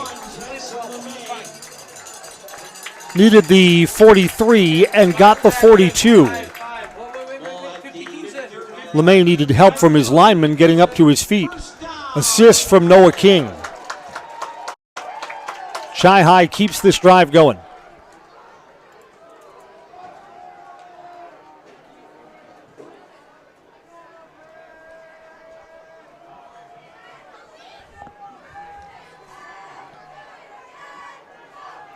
On 1st down, everyone in tight again. Now, one receiver goes out. That's Sam Hebert. Hebert's the running back. Got one-on-one coverage with him if they want it. Pitch. Evergreens a pretty good pursuit, but now spinning forward. Jackson LeMay spins forward for 6 on 1st down. Looked like there was contact further up on the line. We are sponsored by Nicolet Bank. Nicolet Bank offers personal banking at its best. Locations in Stevens Point, Wausau, Colby, Medford, Edgar, and Merrill, or learn more at nicoletbank.com.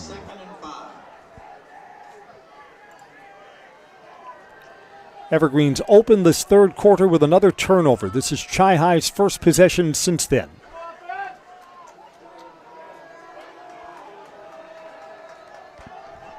Herbert again, single wing down low. Up the middle, short of the 1st down.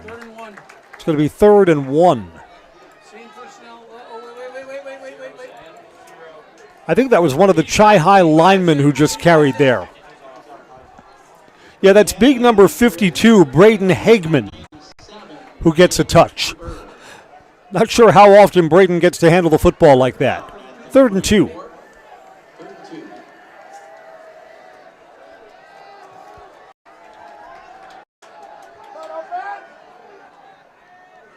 from under center. Handoff, missed tackle that would have stopped him short instead. Drake Dakin gets 4 and moves the chains just inside the red zone, just inside the 20-yard line.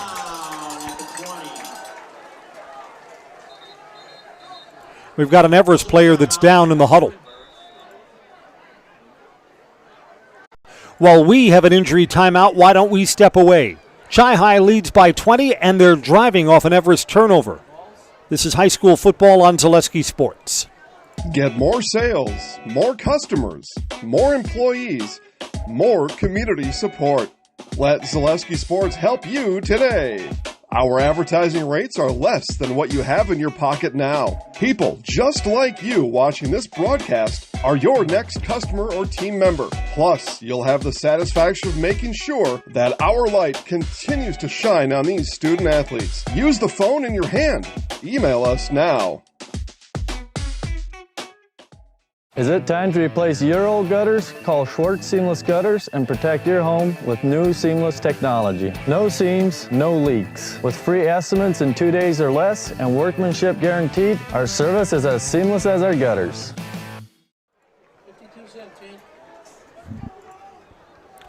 Chippewa Falls has a first down as we're back after an injury stoppage.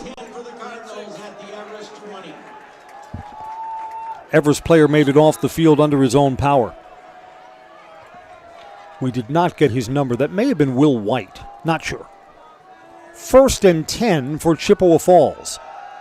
Second man through. Good defensive pursuit and a loss. Jalen Smith went back a yard.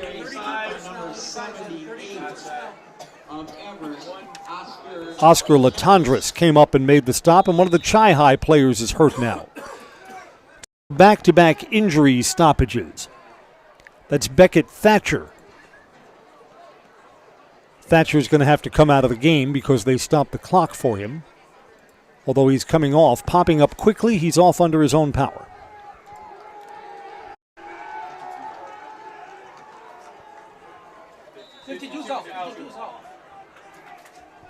Football is brought to you by Great Lakes Cheese. Join the team at Great Lakes Cheese in Wausau. You'll work at a state-of-the-art facility with excellent benefits, pay, culture, and more.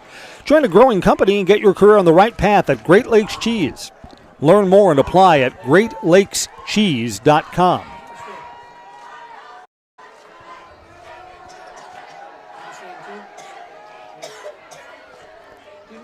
Second and 11.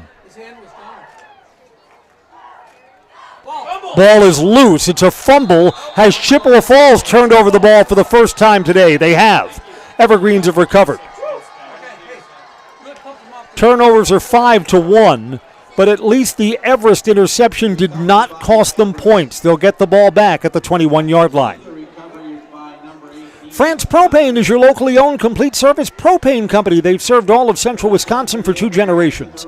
Learn more at francepropane.com. Get your propane at France Propane in Schofield. Local, quality, family. Let's go, D! Let's get it back!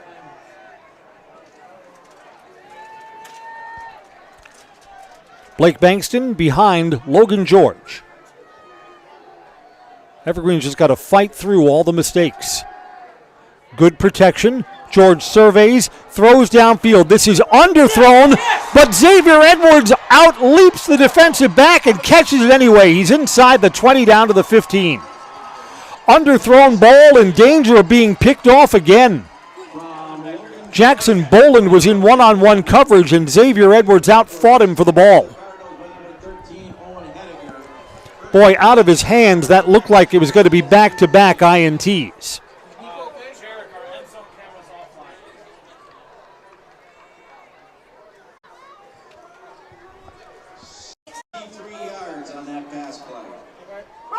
Five minutes to play, third quarter. Xavier Edwards comes out after the big catch. 1st and 10, design rollout. And it's a misdirection handoff inside the 10 and down to the 9-yard line is Blake Bankston. He's got 6. Blake Bankston on the carry, tackle for the Cardinals by number 10, Colin Clare. Now they'll spot the ball right at the 10. Officially, it's a gain of 5. It is 2nd and 5.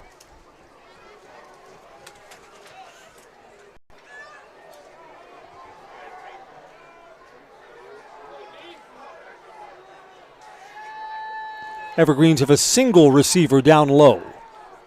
That's Cohen Preby. Bankston's in the backfield under center. Bankston gets a block. He's inside the 5, towards the goal line. He's in. Blake Bankston, 10-yard touchdown run. The Evergreens have scored points off a Chi-High turnover.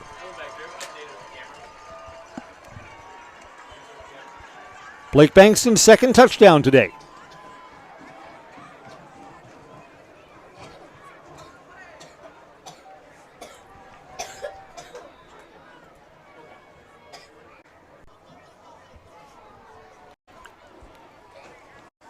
Evergreens will shift into point after touchdown try. Jake Stasiak to attempt the kick.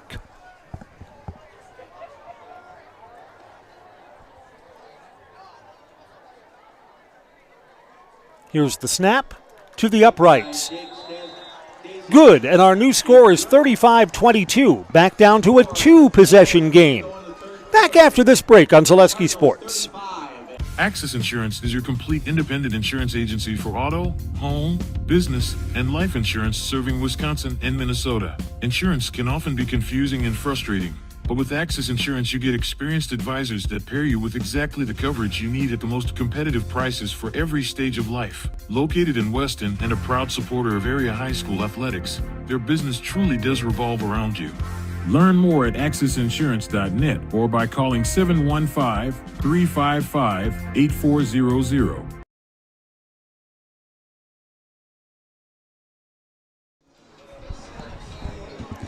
I'm Chris Conley. First points of the second half after a Chi-High fumble. And an Evergreens 78-yard touchdown drive, capped off by Blake Bankston's 10-yard touchdown run. Big play was the reception from Xavier Edwards.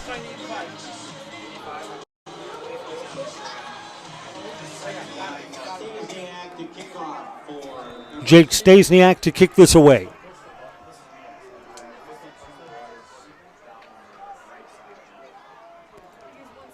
From inside the 10-yard line. Chi-High brings this out. It's another big kickoff return. Out to near the 45-yard line. Sam Hebert, 33 yards on the return. Yeah, Hebert's been a gamer today. Culligan Water specializes in all your water softener, drinking water, and water filtration systems. You can count on Culligan to keep your water pure and healthy with unparalleled service and convenient delivery options. That's Culligan Water. Chi-High 1st and 10 at the 45-yard line. Again, everyone's in close on first down. Quarterback turned around and there was no one there. This is a busted play, and there's going to be a hold, too. Yeah, that was a busted play. Quarterback Noah Potter wanted to hand off to someone who was on his other side. Holding Chippewa Falls. The Evergreens, I think, are going to back him up. We'll replay first. It'll be 1st and 20. Same personnel? Is it same personnel? I don't see 85. You guys see 85?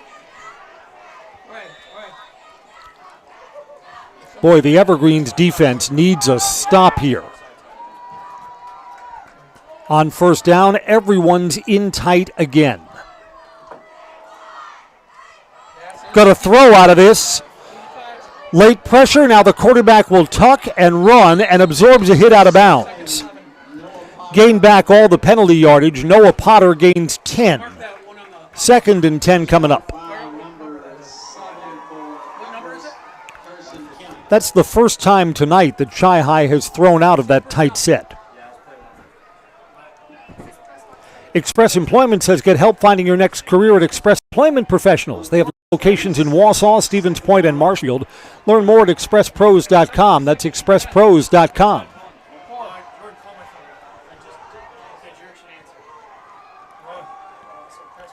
Second down. Got a man in motion, got some blocking there too. Cut back, it's a big gain. Into the secondary and out of bounds goes Jackson LeMay. LeMay, 15 yards.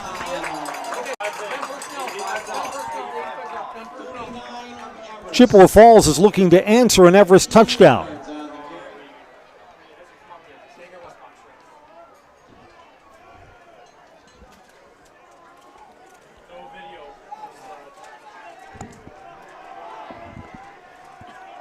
From the 39-yard line.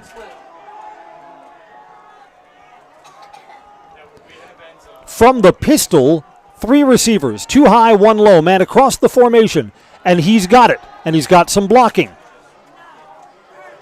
Spinning forward, 9 yards, and a penalty marker comes into the pile near Jalen Smith where he's brought down.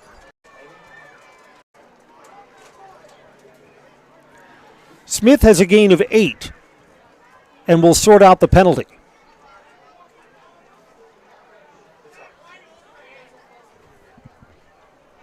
In fact, 2 flags thrown into the pile. This is against Chippewa Falls. They're backing up. It's a block in the back. 10-yard penalty from the spot of the foul. Remains first down.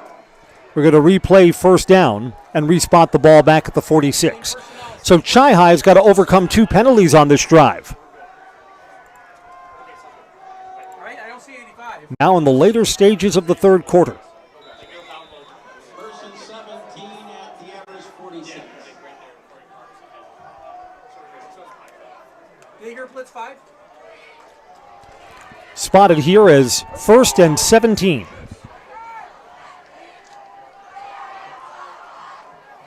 Three receivers up high, 1 down low. The snap is loose in the backfield. Quarterback falls on top of it. It's a big loss. And now they're going to throw a flag. They're going to say the Evergreens piled onto that. I don't know. I'm not sure about that. The ball is loose. They're going to say the quarterback was down when the Evergreens pounced on. This is going to be a personal foul after a big loss. It's going to be a spot foul.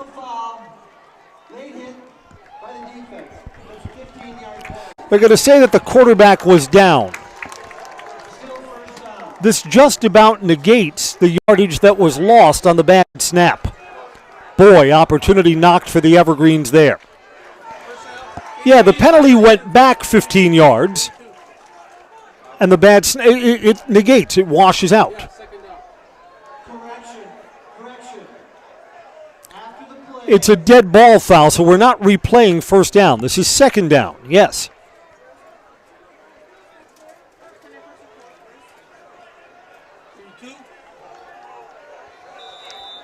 Everyone in tight.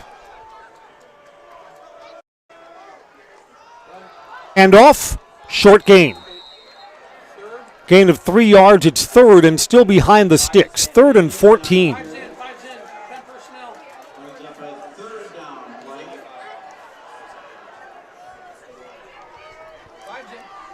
Going to be about 2 minutes left in the third quarter by the time Chippewa Falls snaps it. It's third and so long. If the Evergreens can get a stop, would Chi-Hi punt? 4th down seems unreasonable from this spot. 3rd and 14. Evergreens are blitzing. Quarterback absorbs a big hit and it's incomplete. No flag there. Blitz got home. Davion Borders got there. Knocks the quarterback down. Chippewa Falls in punt formation. Boy, if there was ever a time for a big return from Nevin Poppy, it's right now. Got a whistle. This play is blown dead. I think Chippewa Falls may have moved. We're going to false start, going 5 yards back.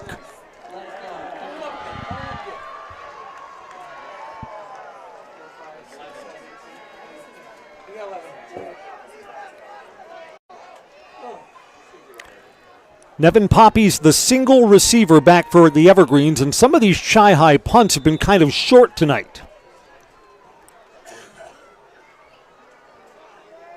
Evergreens are sending everyone trying to block this, just got it off. Tumbling kick, Nev Pop lets it bounce, and it's going to roll inside the 5. It's into the end zone, I think.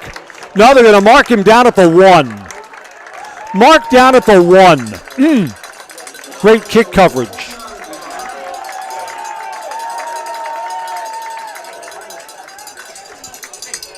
So with 1:45 left in the third quarter, the Evergreens have the longest of fields in front of them. But stick it in the end zone and it becomes a one-score game.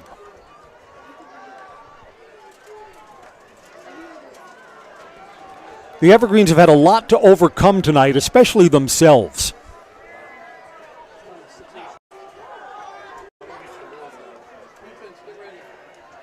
Blake Bankston lines up 5 yards deep in the end zone.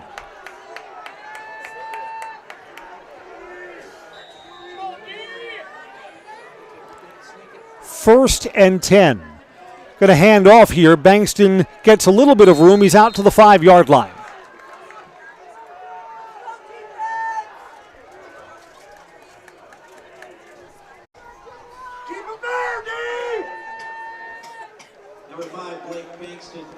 It's officially a gain of 4 on first down. Evergreens huddle up underneath their own goalposts. Xavier Edwards, the single receiver up high, and they've got one-on-one coverage on X. Nope, staying on the ground here. Bankston busts into the secondary. First down, Evergreens. Out to the 13-yard line. Clock stops momentarily while the chains are moved with 1:05, and then we'll wind.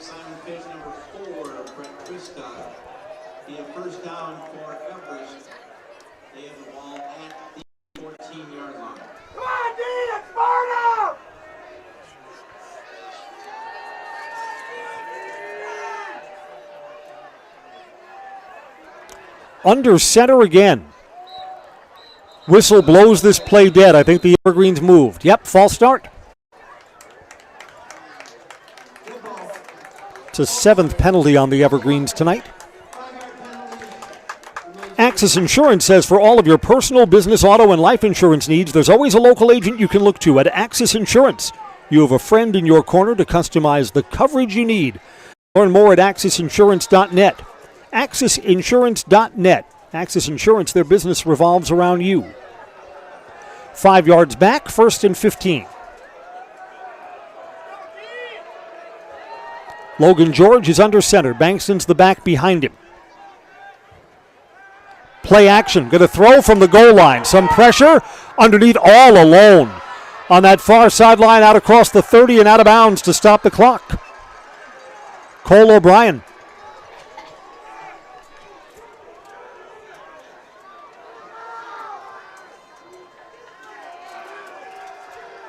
Mark him out to the 32-yard line. It's a gain of 17. We're going to say that Cole O'Brien did not get out of bounds, so the clock is moving. Probably the final play of quarter number 3. Evergreens flick it back and throwing to one-on-one coverage. Xavier Edwards, he's got it. Xavier Edwards outfought again Jackson Boland. The clock is going to start again once the ball is spotted down at the 38-yard line. The Evergreens are marching, and they're trying to get back in this game. 35-22. We're going to switch sides for the fourth quarter, and we'll come back after this break on Zaleski Sports. Yeah, and you think about all the different techniques he's got to have in his repertoire, right? All the arrows in his quiver, and he's got all of them here today. I mean, medium well. Do you want it rare? Special orders, pickles, no pickles, ketchup, no ketchup. You know, what we're seeing here, Paul, the spatula control is unreal. Yeah, it's one of those deals where he's got absolutely no beef. He's just focused on doing his job. Yeah, I mean, without these cooks, everyone would just truly be fried.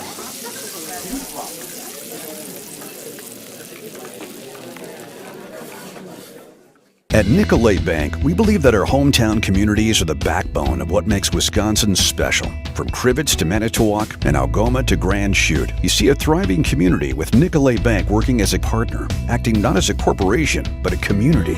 When we serve together with local entrepreneurs and leaders, great things happen. That is our guiding principle. A strong and successful hometown means a strong and successful Wisconsin. We are proud to be a part of that.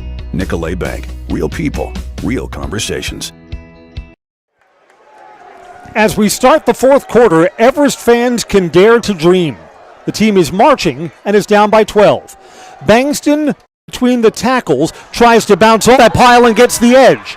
Bangston is down to the 20, breaks a tackle and was headed towards the end zone. He stepped out of bounds. Stepped out of bounds at the 17-yard line. Blake Bangston bounced off the pile and got the edge.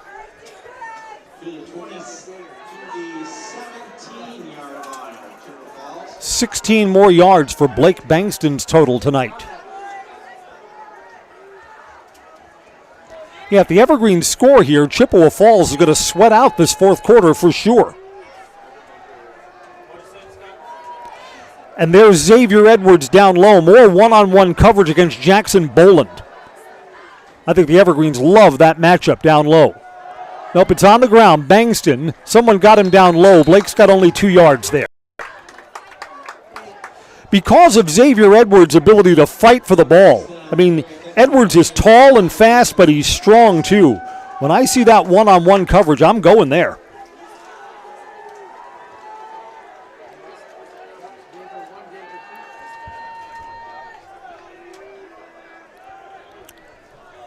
Inside the red zone.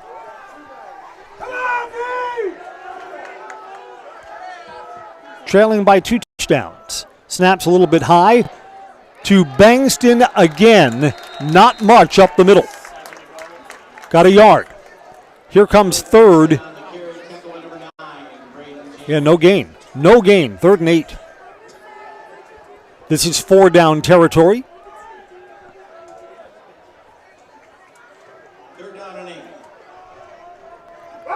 Personnel change for the Evergreens. Cademan Anderson is out.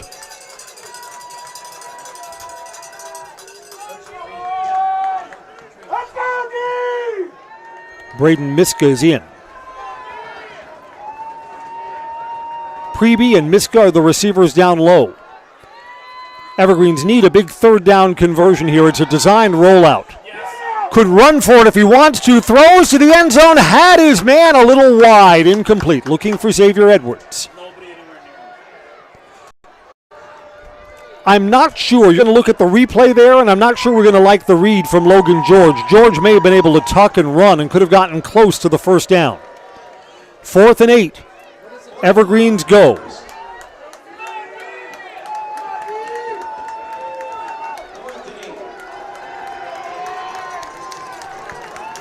.10:22 left, and this is a big moment right here.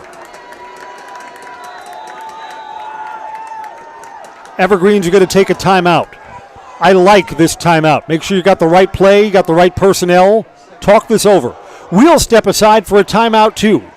Evergreens trying to battle back in this one. Back in a moment on Zaleski Sports. Whether you're just beginning your educational journey or seeking a new opportunity, we're here for you. At North Central Technical College, we have unique partnerships with 4-year colleges that allow you to transfer seamlessly to and from our campus, saving you time and money. With hundreds of transfer options available, the path to a bachelor's degree and a great paying career are just a step away. North Central Technical College. Start here, go anywhere. Welcome back. I'm Chris Conley.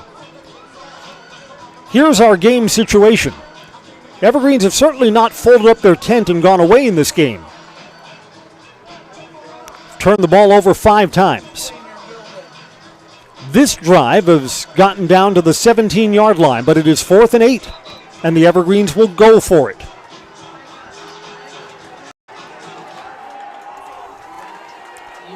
They'll set up Logan George from the pistol. Cohen Preby is down low. Xavier Edwards is up high. Miska's in the slot.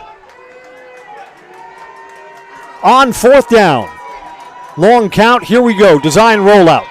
George looking back the other way. Throws across the field. It's caught. Touchdown, Evergreens! The comeback Quarterback is on. Cole O'Brien is in the end zone on 4th down. An against the grain pass, and O'Brien had to extend for it too. Kept his feet, and it's a one-score game. 35-28. And the Evergreens will be going for a single extra point. Cole O'Brien with a 17-yard touchdown pass. What a moment in this game. Jake Stasiak to try the PAT. And the Evergreens are within one score. Our new score is 35-29. There's pressure on Chi-High to do something with the ball. We're back after this timeout on Zaleski Sports. Welcome to J&D Tube Benders. Here at J&D, we strive to meet our customers' requirements and expectations. We pursue this goal through the effort of our dedicated employees by continually improving in the areas of customer service, quality, and productivity. We pride ourselves on not only being a pillar of the manufacturing industry, but a family to our employees. J&D Tube Benders, the fastest name in tube line fabrication.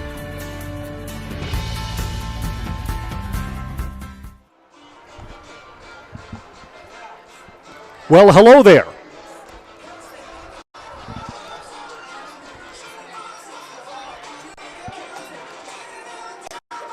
Everest has had the momentum in the second half. In fact, they have outscored Chippewa Falls 14-0 since halftime. This was a 35-15 game at halftime, 35-29 now.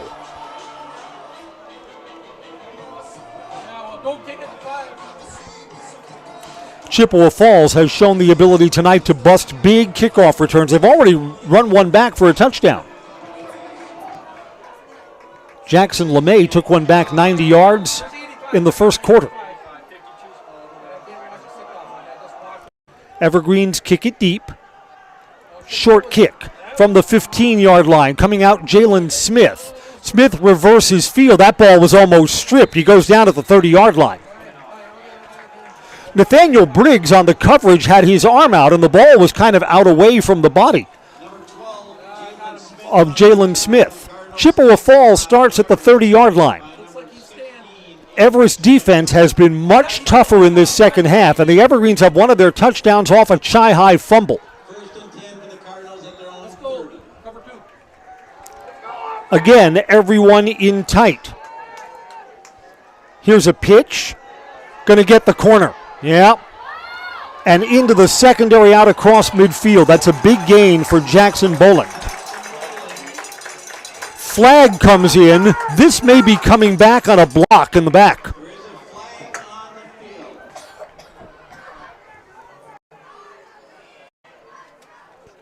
Let's see.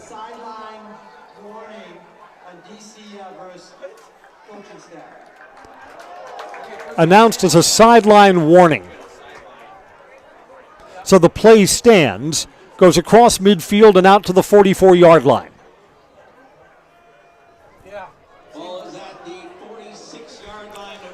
I mean, it's very simple for the Everest defense. They cannot afford to give up points in this spot.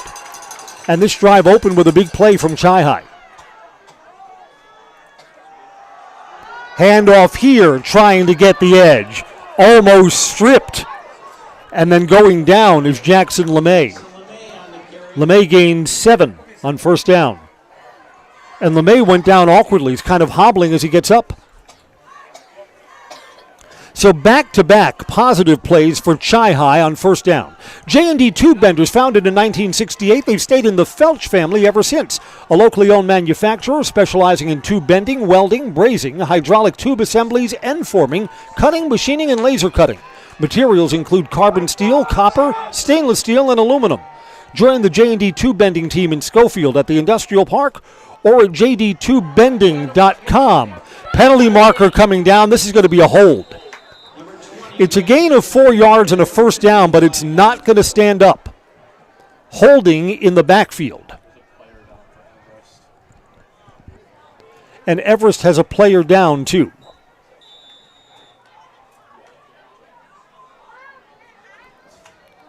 Injury timeout.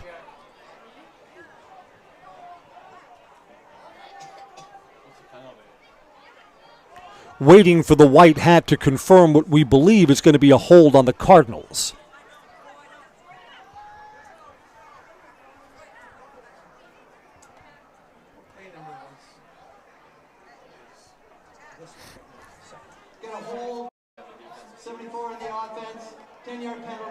Usually in high school football, we do not announce the numbers. Devin Hunt has been identified as the guilty party. It's a spot foul, so it moves the ball back to the 49-yard line. Yes, 85. Jack Dvorak is the injured Evergreen. Coming off under his own power, but must come out for a play. We walk off the penalty, and it is 2nd and 13.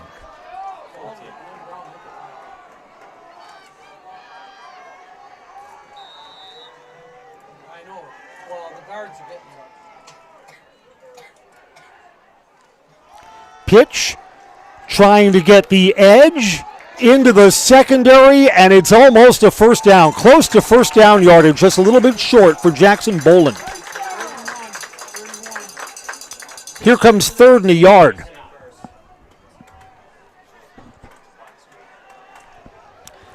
Can the Evergreens somehow get the ball back to their offense in a one-score game now?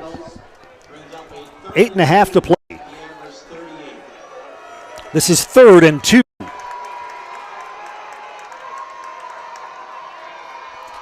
Pitch between the tackles. First down.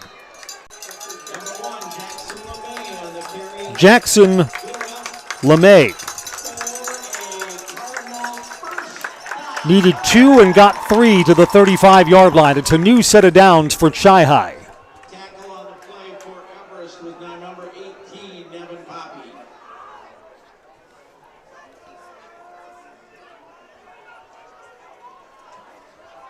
Cover 4. 35-29. Evergreen's got within 6. They've trailed by 3 scores twice in this game. Chippewa Falls hustles up to the line. Quick snap. Pitch between the tackles. This is strung out. It's going to be a loss. Jackson LeMay that time snowed under. -2.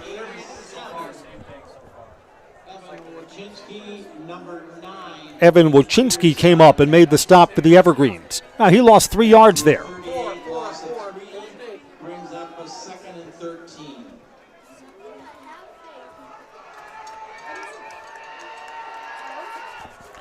The single wing is Jackson LeMay. He's fast.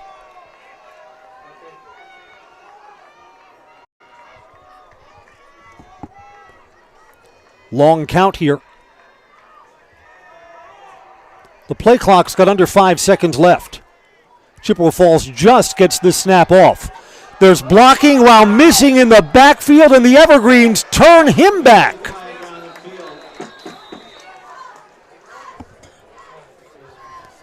Jackson LeMay, penalty marker near where the tackle is made.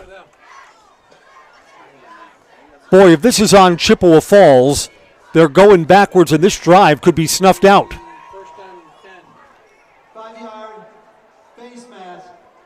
Face mask on the Evergreen. A 5-yard incidental face mask.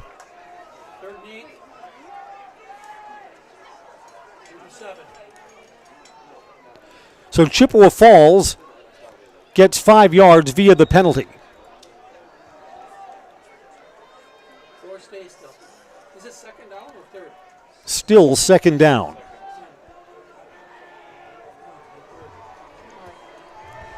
Boy, if the Evergreens could have avoided their 8th penalty of the night, Chi-High would be behind the sticks right now.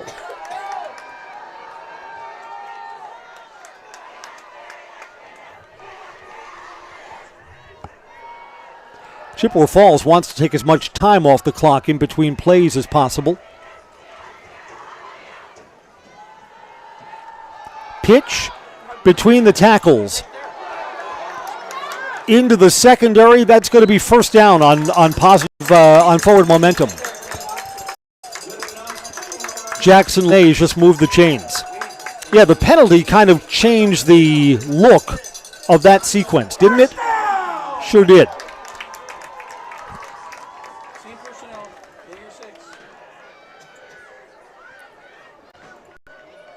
We're sponsored by Mutual of Wausau Insurance, protecting homes, farms, and businesses since 1875. Visit mutualofwausau.com and find an agent near you. Midway point of the fourth quarter, under 6 minutes to go in this game.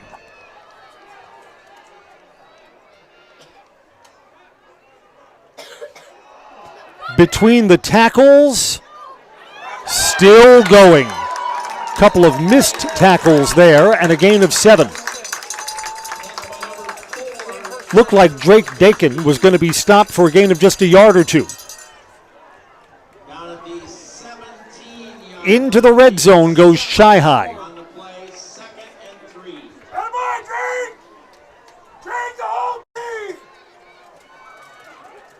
Chippewa Falls is looking to answer an Everest touchdown on the Evergreen's last possession.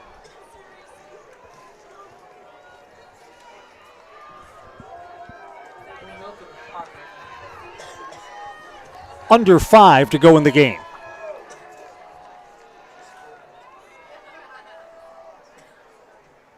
A pitch. Had a hole there that closed quickly, but it's a first down.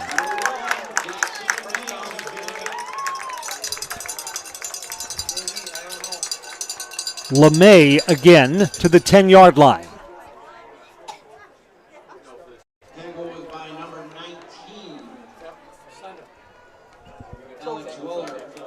Alex Weller came up and made the stop for the Evergreens.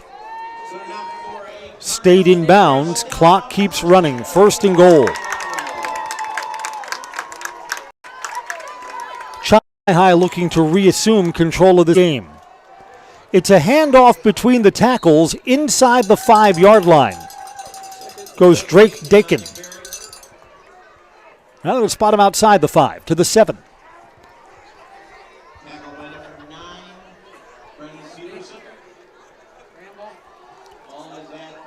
Yeah, boy, if there was ever a time to play for a turnover.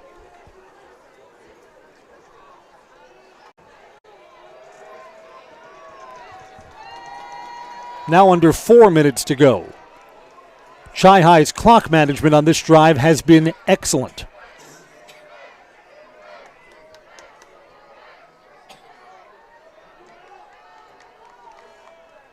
Pitch between the tackles. Chippewa Falls has a touchdown, back up by 2 scores. Jackson Boland carries in from 8 yards out. Chi High's first points of the second half.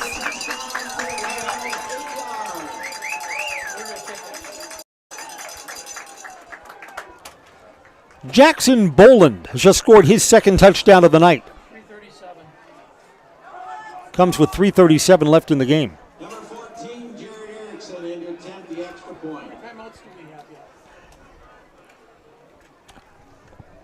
That's a really big answer for Chippewa Falls.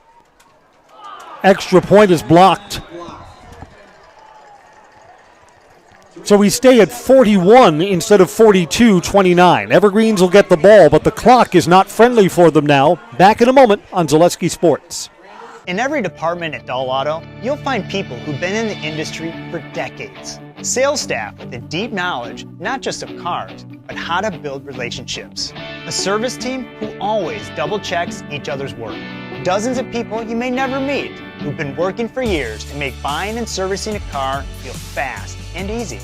In over 100 years at Dahl Auto, we've learned to value experience. After working with our team, you'll value our experience too. Dahl Auto, simple. I'm Chris Conley. Evergreens got within 6. Chippewa Falls has just scored, answering an Everest touchdown. Jackson Boland, 8-yard touchdown run. 41-29.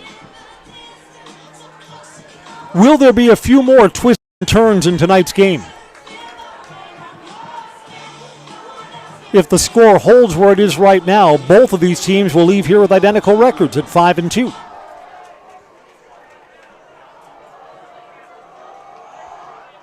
Squibb kick. Upman fields it, and the Evergreens will start at the 37-yard line.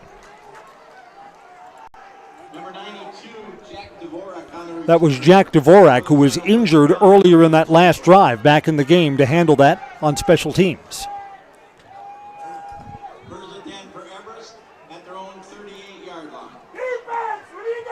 Everest and Spash next week, a Zaleski sports game back at Stephen Hagen Field at Steam Stadium.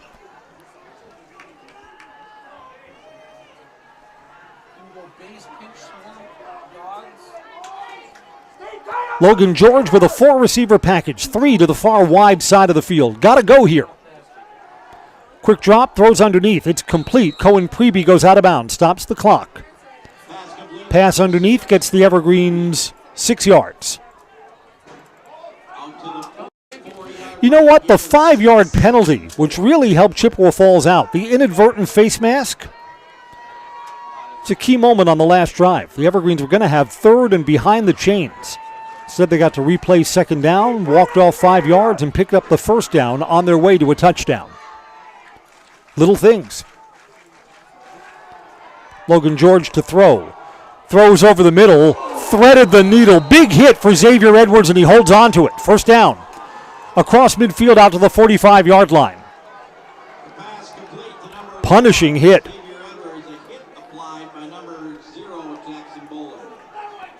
Jackson Boland, who just scored that touchdown for Chippewa Falls, applied the defense there.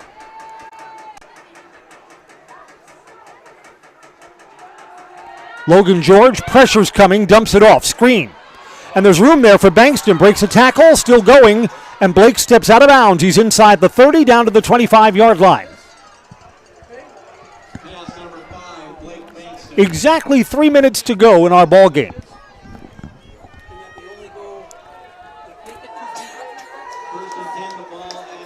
Ball spotted at the 27-yard line.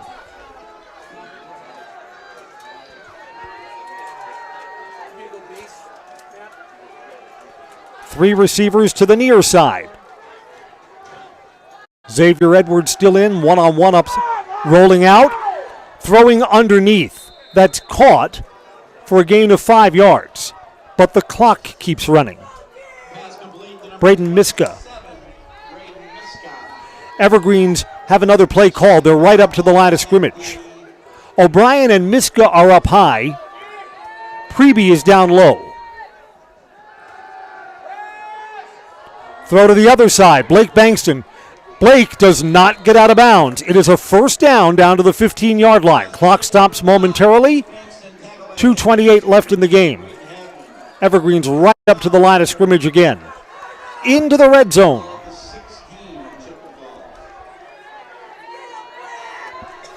Clock is moving again. 2:22 and counting.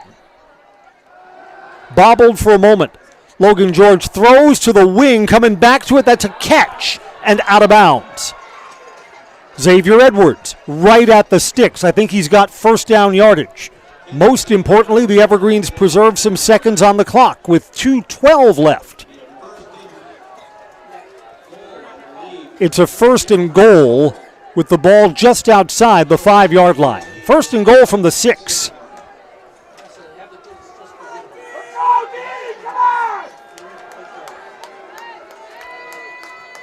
Edwards and Preby are the receivers down low. Bankston in the backfield. George designed rollout. Looking, throws through the hands of Xavier Edwards.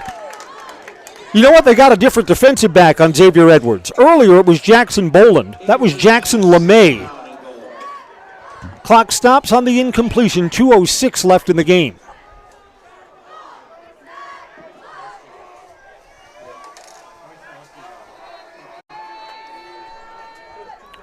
Evergreens have 2 timeouts left should they score. So do you think about an onside kick, or do you put the game in the hands of your defense? Probably onside kick, but they need the touchdown first to get to that decision.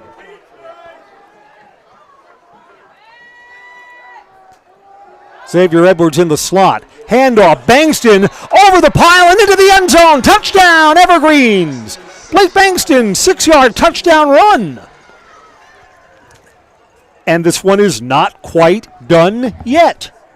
2:02 left in the game. Okay, here we go.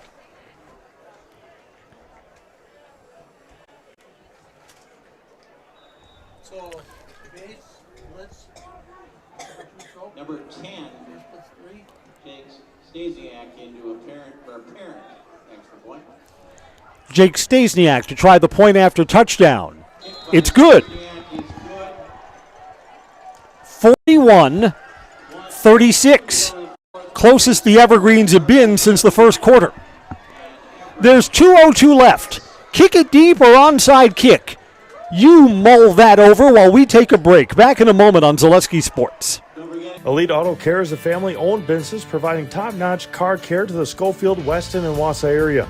They deliver honest and professional automotive repair and maintenance services with quality ASE certified technicians that you can trust.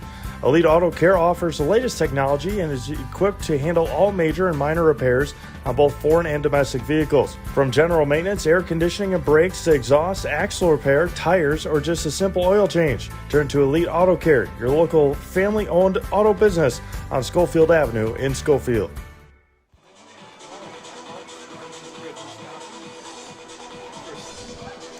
I will tell you why I think I favor onside kick here, because Chippewa Falls just took the ball on their last possession and drove all the way down the field.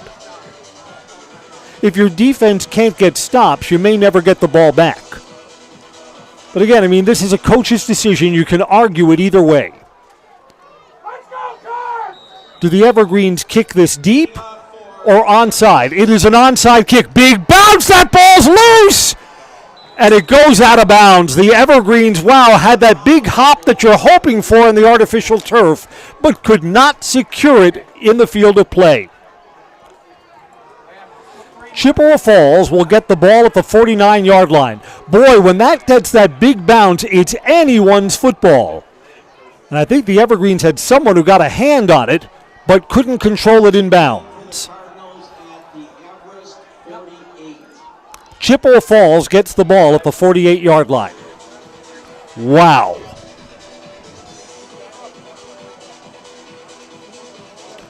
Evergreens could stop the clock twice more. Chippewa Falls is looking to salt away what's been a hard-earned victory. And Evergreens have turned the ball over 5 times tonight, to Chippewa Falls just 1. Can Everest somehow get the ball back for their offense?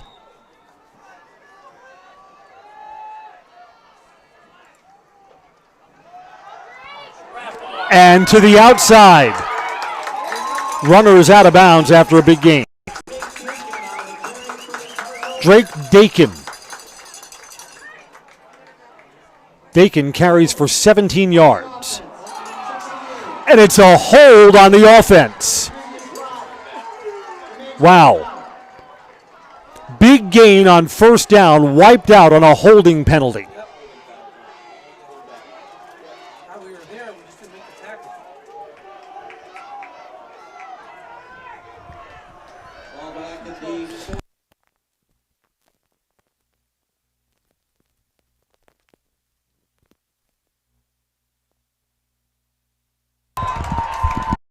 Ball moves all the way back to the 42-yard line.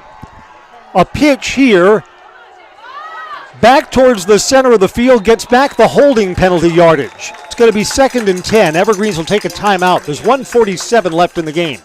Everest can stop the clock one more time. same personnel. We'll keep it right here.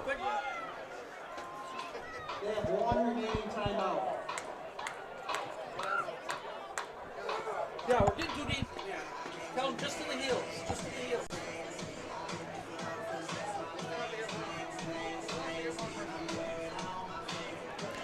A first down for Chippewa Falls ends the ball game essentially.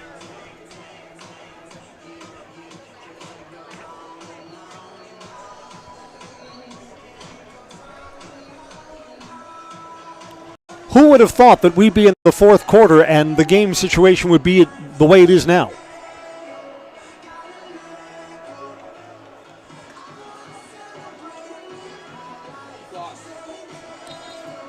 Chippewa Falls owned the first quarter. In the first quarter of this game, it was 27-7. Chippewa Falls led 35-15 at halftime, and it's 41-36 now. 2nd and 11. Chi-High is going to keep the ball on the ground here. Seconds off the clock is what matters to the Cardinals. Here's a pitch. Evergreen's going to use their final timeout. Jackson Boland gets 2 yards. 3rd and 9 is coming up.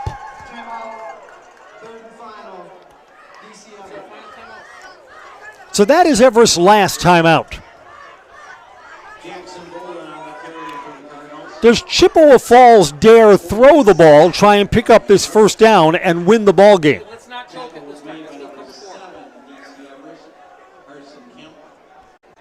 I mean, this Everest timeout on defense gives Chi-High a chance to set up the play they want. If Chippewa Falls runs the ball and is stopped, they would almost certainly punt the ball away. The Evergreens would have no timeouts and would have the ball with just under a minute left.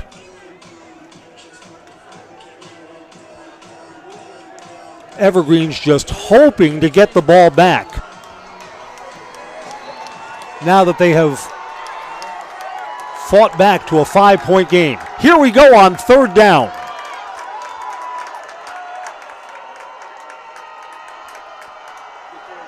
It's a handoff, and it's strung out, and he's down in the field of play, so the clock continues to run. No more timeouts. This play went back for 4 yards. Jackson LeMay. Clock continues to run.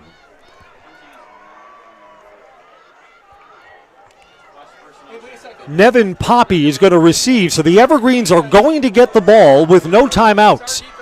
Probably about 50 seconds left in the game by the time this is kicked away. Chi-High may even take a timeout once they run all the time that they can off the clock.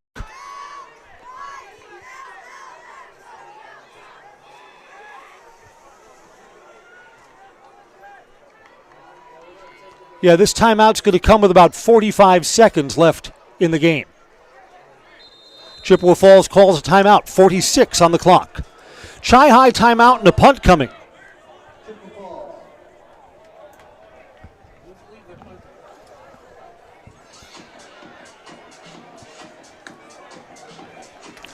You know, I say in some of these high school broadcasts that high school teams never come back from 3 scores down. The Evergreens are trying to do just that. They've been down by 3 scores twice in this game.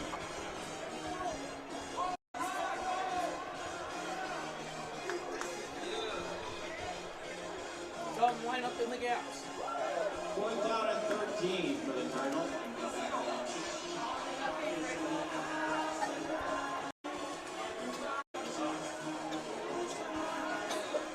It's going to be a fantastic finish. Many of our other games have gone final, so if you're just joining us, welcome to Chippewa Falls.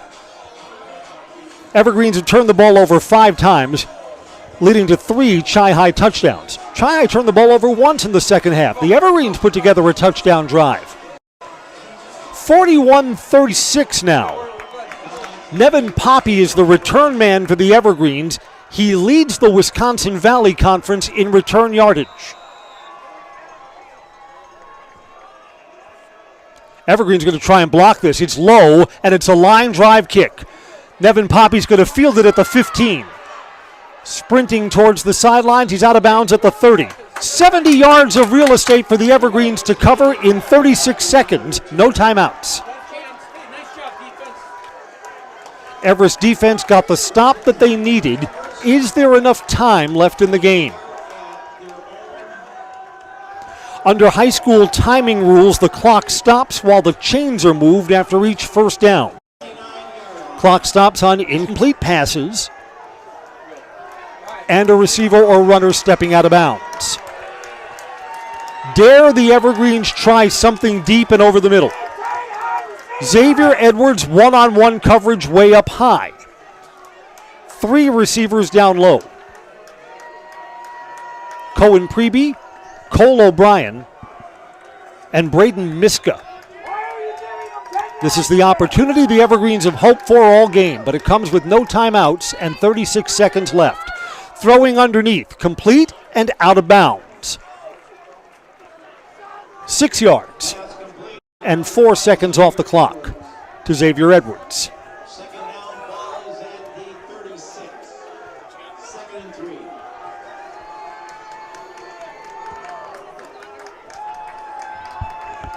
Again, O'Brien, Miska, and Preby are the 3 down low. The 1 receiver up high is Xavier Edwards. Got a throw. Good protection. Over the middle. It's tipped and almost incomplete. Almost intercepted. Off the hands of Preby and popped up in the air.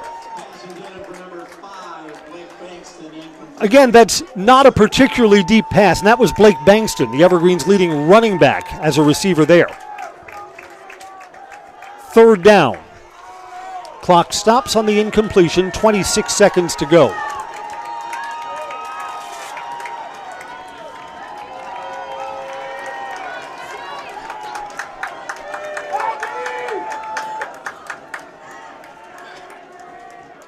Man across the formation. Here's the snap.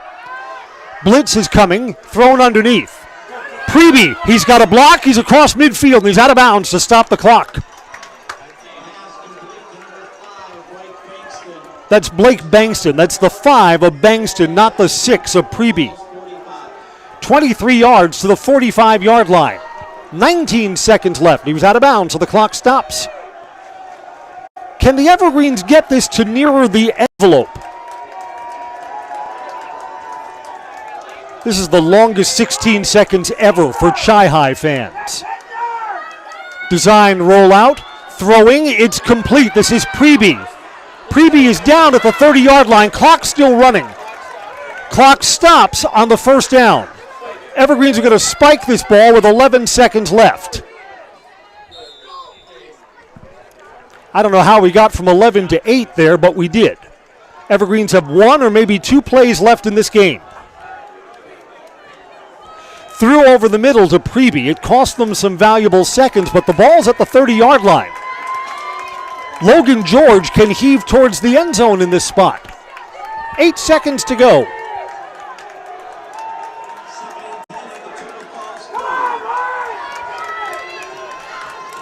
Evergreens trying for the improbable comeback. Blitz is coming. George Banks throws. It's overhead and incomplete. 2 seconds left. Looking for Xavier Edwards. Edwards is a tall kid, big vertical. Had Sam Hebert on him. Here's the final play of the ball game.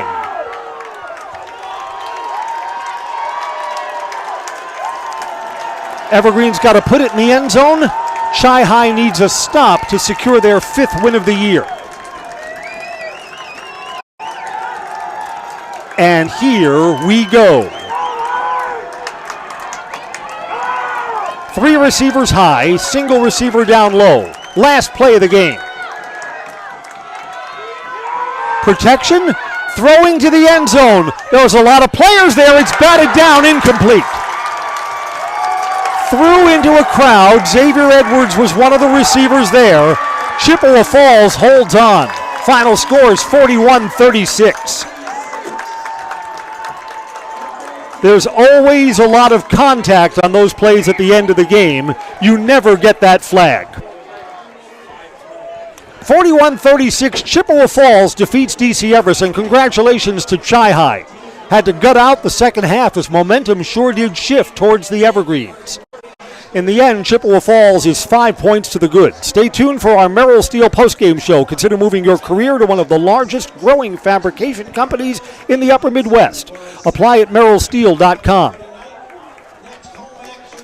Chippewa Falls 5-2, Evergreens 5-2. Chi-Hi wins tonight 41-36. I'm Chris Conley. Thanks for joining us on Zaleski Sports.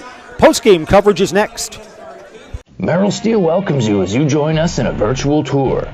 Our main facility in Schofield, Wisconsin covers an area of roughly 46 acres and is home to our company headquarters. From this location, paired with our facilities in Comanche, Iowa and Springfield, Missouri, we are able to easily fulfill the needs of the industry nationwide. With nearly 1 million square feet of combined space between our 3 facilities, we are able to take on some of the biggest and most complex jobs, making us one of the top 5 steel fabricators in the country. We employ the best of the best welders, those who can weld efficiently with both metal core and flux core, and who aren't afraid to work hard. We also offer on-the-job training, so even beginner welders can learn the ropes and help us build it big. As a backup to our dedicated weld fab team, we have a robotic welder. Merrill Steel is the 4th in the U.S. to have gotten one, keeping us on the leading edge of technology. With the combination of both man and machine, no job is too big to handle, but they'd have no work on their hands without our machine operators. Where our fabrication process really begins is here. Our skilled machine ops team is responsible for bringing in the raw steel.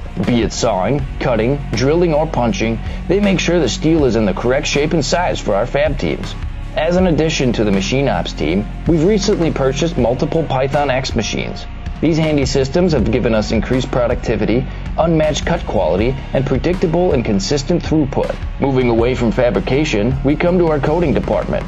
One of the unique benefits of working with Merrill Steel is our in-house blasting and painting capabilities. Many projects require a complex coating system, and that's where we shine above the competition. We regularly apply corrosion-resistant coating in-house, as well as intumescent fire protection when needed. We hold the endorsement for sophisticated paint and coating from AISC. This, along with our NACE certified inspectors, ensure a high-quality finish for every piece. The loading and staging process, sandwiched between the end of production and shipping, is an important step in the fabrication process. Within a moment's notice, we are able to handle and place an entire load onto a trailer for quick delivery to a job site. Finally, the last stage in our process is shipping. Our transit company, Merrill Steel Transit Services, is a wholly owned subsidiary of Merrill Steel Incorporated, consisting of more than 20 state-of-the-art trucks designed for transporting oversized and overweight shipments, along with hundreds of trailers ranging from 48-foot flatbeds to heavy-haul Jeep and booster combinations. We employ only the most highly skilled professional drivers, highly experienced mechanics, and knowledgeable office staff who work as a team to provide cost-effective service in a timely manner. Our shipping fleet is a major reason why we are able to be competitive throughout North America, including the contiguous 48 states, Alaska, and Canada. Thank you for taking the time to learn a little bit about us. We look forward to having you join us in building it big.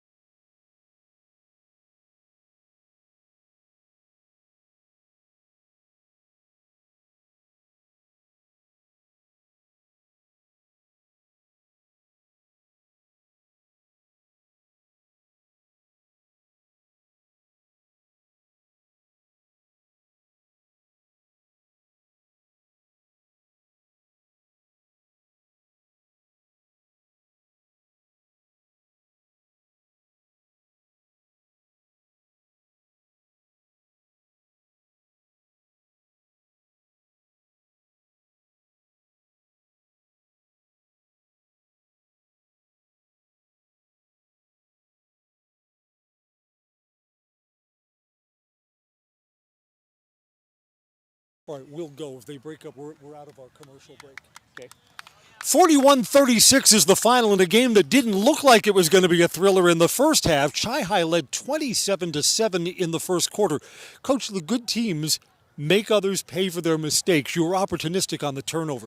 Well, I'll tell you what, DC Everest is one heck of a football team. They're good, and you take away a few of their mistakes, and things wouldn't have been so cheery for the Cardinals. I thought that really the biggest drive was in the fourth quarter, where it's down to a one-score game, which seemed improbable, and you guys came up with an answer. Absolutely, that was a gut check right there. That was a play, the drive of the game. Just from all the games that I've seen, I think you've got the fastest team. You guys, when you get to the edge, are all kinds of trouble. Well, I guess I can agree with that. I'm not going to argue that fact. Coach, congratulations. Enjoy the win. The final score is 41-36. Chi-Hi goes to 5-2. The Evergreens leave with a loss and are 5-2. Congratulations on the win tonight. Okay, thank you. Thank you very much. All right. Do you want to see Jackson? If Jackson can come over, that'd be great. Thank you. The Evergreens turned the ball over 5 times tonight, and 3 of those turnovers turned into Chippewa Falls touchdowns. Chi-Hi fumbled once in the second half, and the Evergreens turned that into a touchdown too. A game that really was shaped by turnovers. Big stars here, Jackson Boland and Jackson LeMay. I'm favoring Jackson LeMay for our post-game interview. In fact, I think he's coming over to us right now, because Jackson LeMay not only took the first play from scrimmage and brought it 75 yards for pay dirt, but he also ran back a kick. And Jackson's joining us right now. I'm Chris Conley with Zaleski Sports. Thank you. Our camera is right up there. I wanted to talk to you because kickoff returns for touchdowns are always special, and you took the first play from scrimmage of the game and found the end zone too. Tell us about either of those runs. It looked like the blocking set you up really nice, got you to the edge. Oh yeah, football's a team game. I can't do it unless the people in front of me do it for me. So I made sure to thank them, and yeah, really happy. We were talking to your coach. I thought of all the high school teams that I've seen, you guys are the fastest. When you guys get to the edge, you create a lot of trouble. Mm-hmm. Yeah, it helps a lot of our skill positions are on track, and we take that training pretty seriously. So I think that really translates over, and yeah, it just seems like we wanted a lot more this year. So. We've had a couple of Everest Chippewa Falls games. You've been on the schedule with Everest for the last 4 years, and the programs have always seemed about even. This game, I thought, was kind of shaped by the turnovers. You were +4 for turnovers today. Tell me about team goals the rest of the way. Yeah, definitely need to clean up some of the penalties on offense, need to be more disciplined, and defense keep flying around, getting those picks, those fumbles is huge. And if we can get more good turnovers, then it'll really help us down the line. 2 long touchdown runs. Congratulations. Enjoy the victory tonight. Yeah, thank you. That's going to wrap up our Zaleski Sports coverage. 41-36 is our final score. I'm Chris Conley on Zaleski Sports. Jackson, I need to do one more thing, because we're going to put one or both of your runs in our highlight reel for tomorrow morning. So the line is your name and say, I'm in the house, because it's the highlight house. Our camera guy. I'm in the house? Yes. Your name, too, because we're going to want you, okay? You hold the microphone for it. My name's Jackson LeMay, and I'm in the house. Jackson, thanks a lot for coming over. I appreciate it. You. Take care.